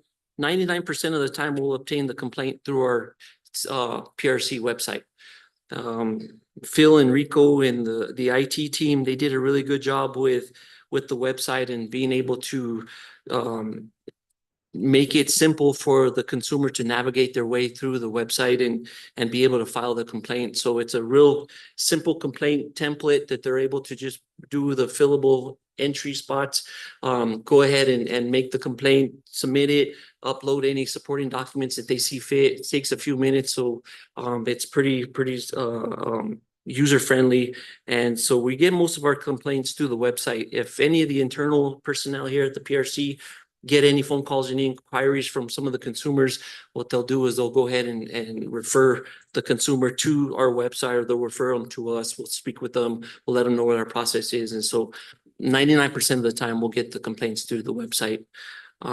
Once the complaint is received through the website, once the consumers filled out the complaint, they submit it.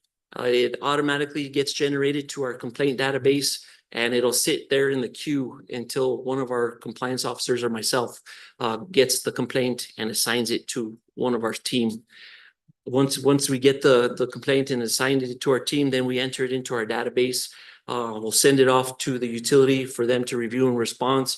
At the same time, we'll also send a notification to the consumer, letting them know that we did receive the complaint and that we allow the utility 5 business days to review and respond.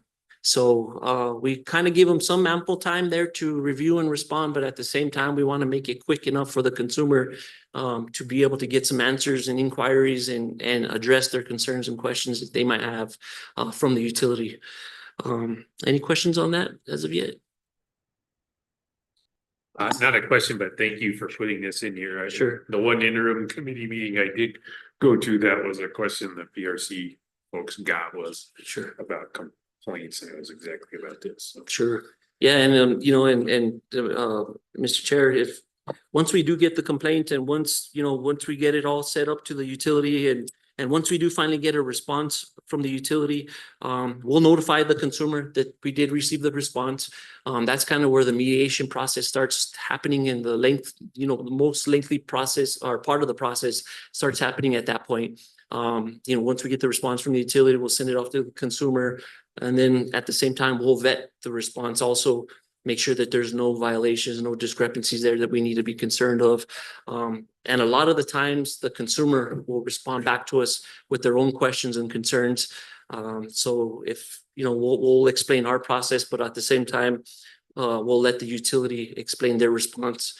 And, if there's questions there that they need to address, we make sure that the utility does address them. And that way everybody's is clear on what needs to happen to move forward in the mediation process. If there's not any violations there from the utility, there's not any concerns, we'll try to educate the consumer the best we can and let them know of what our rules are. And then can kind of, arbitrate the complaint with the utility, if there's some type of disconnect there, or if there's some type of payment arrangement we can move forward with, et cetera, we could try to work that out with the utility for the consumer. And if there is violations there from the utility, then what we'll do is we'll arbitrate and we'll do what we can to recover costs for the consumer. And 99.9% of the time, the utilities are very cooperative with us doing that. And we do a pretty good job, I think, with getting everything resolved for the consumer and the utility. Sure. Any questions? One question, Mr. Jimenez, you have 176 total complaints in the second, I guess it's the second quarter. How many of those were formal versus informal? So, and I'm sorry, Commissioner, I didn't do the exact numbers from the quarter four. I went back all the way to January 1st with the help of Ms. Sandoval, our records bureau chief. I was able to kind of get the numbers or the names of all the formal complainants that are going through the formal forum right now. And I was able to cross-reference that in all the complaints that we've received informally from January 1st. So since January 1st, out of the approximate 400 complaints that we received through our system, only 3 of those have gone formal.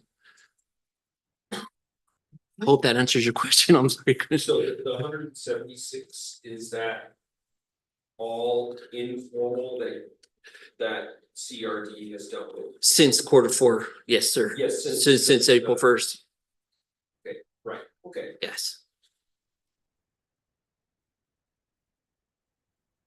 Great, thank you. Yes, sir. Any more questions? And again, thank you for being here and thank you for the work you do. Thank you. Thank you, Mr. Chair. Commissioners, have a great day. Good to see you all.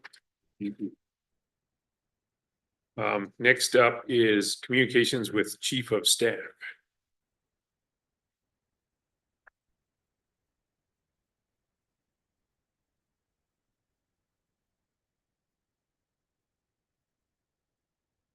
Good afternoon, Commissioners. Good afternoon. I don't have a ton to update you on. A lot of work happening throughout the agency, some of which you're seeing, some of which is not ripe yet, but will be coming your way. I did want to highlight some good news, and in the discussions about community solar, we've had a couple of them today mentioned. So I wanted to announce that 9 of the projects that were selected have reached interconnection agreements with the utilities. Those 9 are in EPE and PNM territories. So if you remember, there were 45 projects selected, so 20% of them now have interconnection agreements, can move on to the next steps. And that's my update for you today. So I stand for any other questions I might have forgotten or just things that you want to talk about. Can you fill out the list since Mr. Cameron was advertising the jobs in his group? other Oh, than pop look at the quiz. webpage? Or did he hit all the topics, pipeline safety? Yeah, Mr. Chair, I think it's pipeline safety and OGC is up right now. Now, all of this is subject to check on our website because our HR does a fabulous job of keeping our postings open. But I do believe that there will be some coming open. We're working on some reclassifications of positions. And so for those, anyone in Zoom land that wants to join us, watch our website closely. Thank you. Yeah, commissioner posting is still up there too, until August 30th. For the nominating committee. Yeah.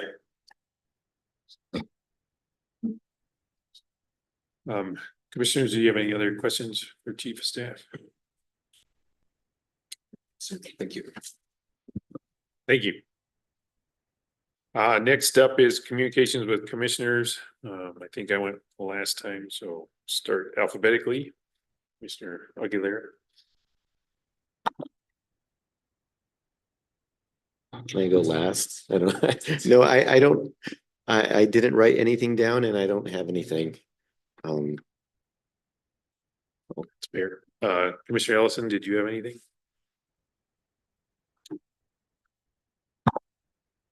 Well, I will mention that there was I had said that I would join this Washington Action Committee, and there was a hiccup. The president of NARUC needs to formally nominate me, and that happened with great delay, unfortunately. So now I'm officially a part of that, and I'm beginning to engage in that. So a little belated, but now that's happening. Yeah, that's good to hear. Seems like there's a lot of changes going on at NARUC right now. I promised you I'd give you an update on the SPP RSC meeting. It was a consequential meeting. The RSC voted to change planning reserve margins. So, and then I think starting in 2026, there's going to be a winter planning reserve margin. And so that's something that our utilities, well, only one of them is regulated, right? SPS, and we'll see. I think that will have an impact on what projects they select in their current RFP process. So I'm not expecting a huge change other than this big change we were expecting to see coming. It'll be baked into that. But it was an interesting process because the way SPP works, there's a group of regulatory commissioners, and that RSC group has been delegated 4 topics by the board of SPP. And so like reliability questions, transmission cost allocation questions. So the kind of things that are going to come to us anyway is what's delegated SPP. This planning reserve margin, SPP, there's an interesting report out there called our generational challenge, where they're just acknowledging that the whole generation fleet is changing in a moment when, for the first time in a while, load's growing. So that's putting things under stress, including the human beings that work at SPP. So against that backdrop, they're also going through and changing reliability standards. So there's just a lot of votes that RSC is seeing on reliability standards. That particular one, planning reserve margin, the members at SPP wanted a lower number.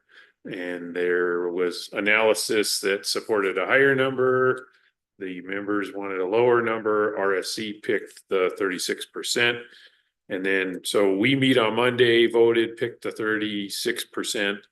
And then the next day is the board meeting, and the board gets a chance to ratify whatever RSC does. And if the board chooses not to, then they can make their own filing to FERC. So then that puts SPP in the interesting position of trying to defend 2 different filings at FERC, one that came from board of directors and one that came from the group that's been given the responsibility.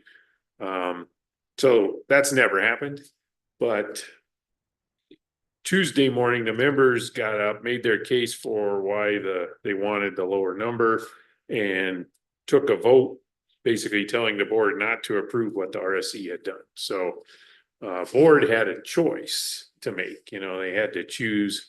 Not everything was aligned when it got to them. They had to choose between ratifying what the commissioners had done or ratifying what the members wanted.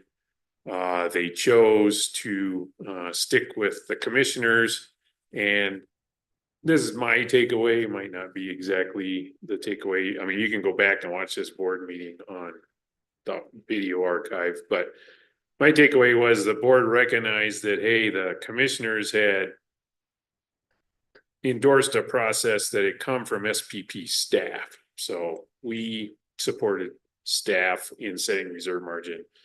Board didn't want to be in a position of overruling the delegated authority of the RSC and staff just because members had asked them to. So they saw that as a high bar. They ended up choosing to ratify what the RSC did. So anyway, I've been going to these meetings for just over a year now. That's the first time anything like that had happened, and thought it was just worth talking through because, we're having big governance conversations across the West with these different market proposals that are out there. And so just here's governance in action. So I thought it was worth just mentioning that here. But then beyond that, I can tell you St. Louis is hot in August. No surprise there. And that was all I've got. So give you both one more chance. You thought of something while this was going on? No. Well, the kind of jump ball filing thing, even though it's not happening, I mean, it's interesting to think about, and something that has been raised as part of the Pathways initiative as a potential approach. So I appreciate you sharing this. I think that it's just very interesting, and I don't know really what to think about that particular approach to doing it right now. I mean, I see pros and cons, but yeah, thanks for sharing that. Yeah, people talk about jump ball a lot, and it makes it sound like it's an easy, you got two jumpers going after the same ball. But really, when I watch the board struggle with that choice, there's more to it than just weighing one thing versus another. Yeah, I mean, I think the other thing that this highlights, given that we have a utility in New Mexico and SPP, and don't have an RTO footprint in the rest of the state,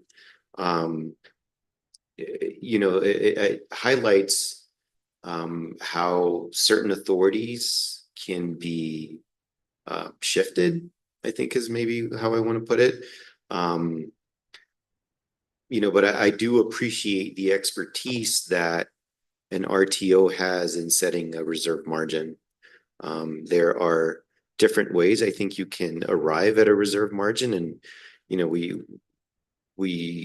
can have a hearing, for example, here, or we could rely on models and data and historical data that the RTO can provide.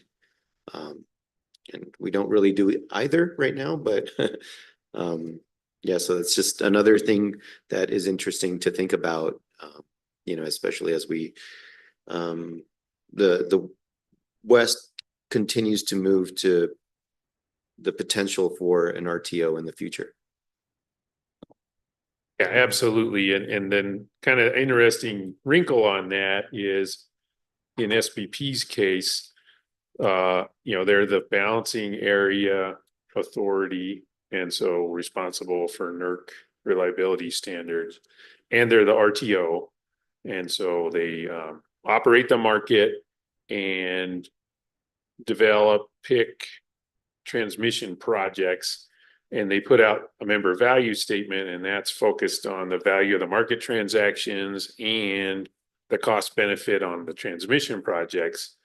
But then, so what does it cost that we need more capacity is kind of missing from that thing. And so it kind of falls to the RSC to fill in the gap there. So that was just an interesting feature of just the layout there, that because I had to sit there and make a vote, I hadn't really thought through all that till I got there. But that's another thing to keep in mind with as RTOs progress. Market's important. Being able to build transmission is important. Maybe that's where most of the value is, but customer costs can also be driven by the fact that the generation fleet's turning over. So for me, the takeaway was it just reinforced how important it is that all of those things get looked at together. Because if you look at any one of them in isolation, you either won't spend money because you don't see it as an investment, or you might spend too much money on one thing and too much money on the other thing, and a bad result for customers. So again, yeah, it reinforced the value of an RTO for sure. It also highlighted something else to think about while we're pursuing affordability. And then just one other thing is, I appreciate the title of the report, Our Generational Challenge. I think it's a very good pun. Well, yeah, and if you want to read the report, it tells you what you could do. So it's like, here's what we do. Now let me tell you what you can do. But I mean, that wasn't the spirit of it, but that's in there too. And yeah, that's available on their webpage. They have a lot, SPP has a lot of good documents like that, and their strategic plan is an interesting thing to think through. And then they just a couple weeks ago came out with their new list of transmission projects. And when they updated the transmission plan this year, 2 places just jump out on the map. It's the Permian Basin and the Bakken in North Dakota. So I don't know what that translates to in terms of transmission projects specifically, but that's just where the action is right now in SPP. Okay, Commissioner Ellison, any final words? No. Seeing, we'll adjourn. Great.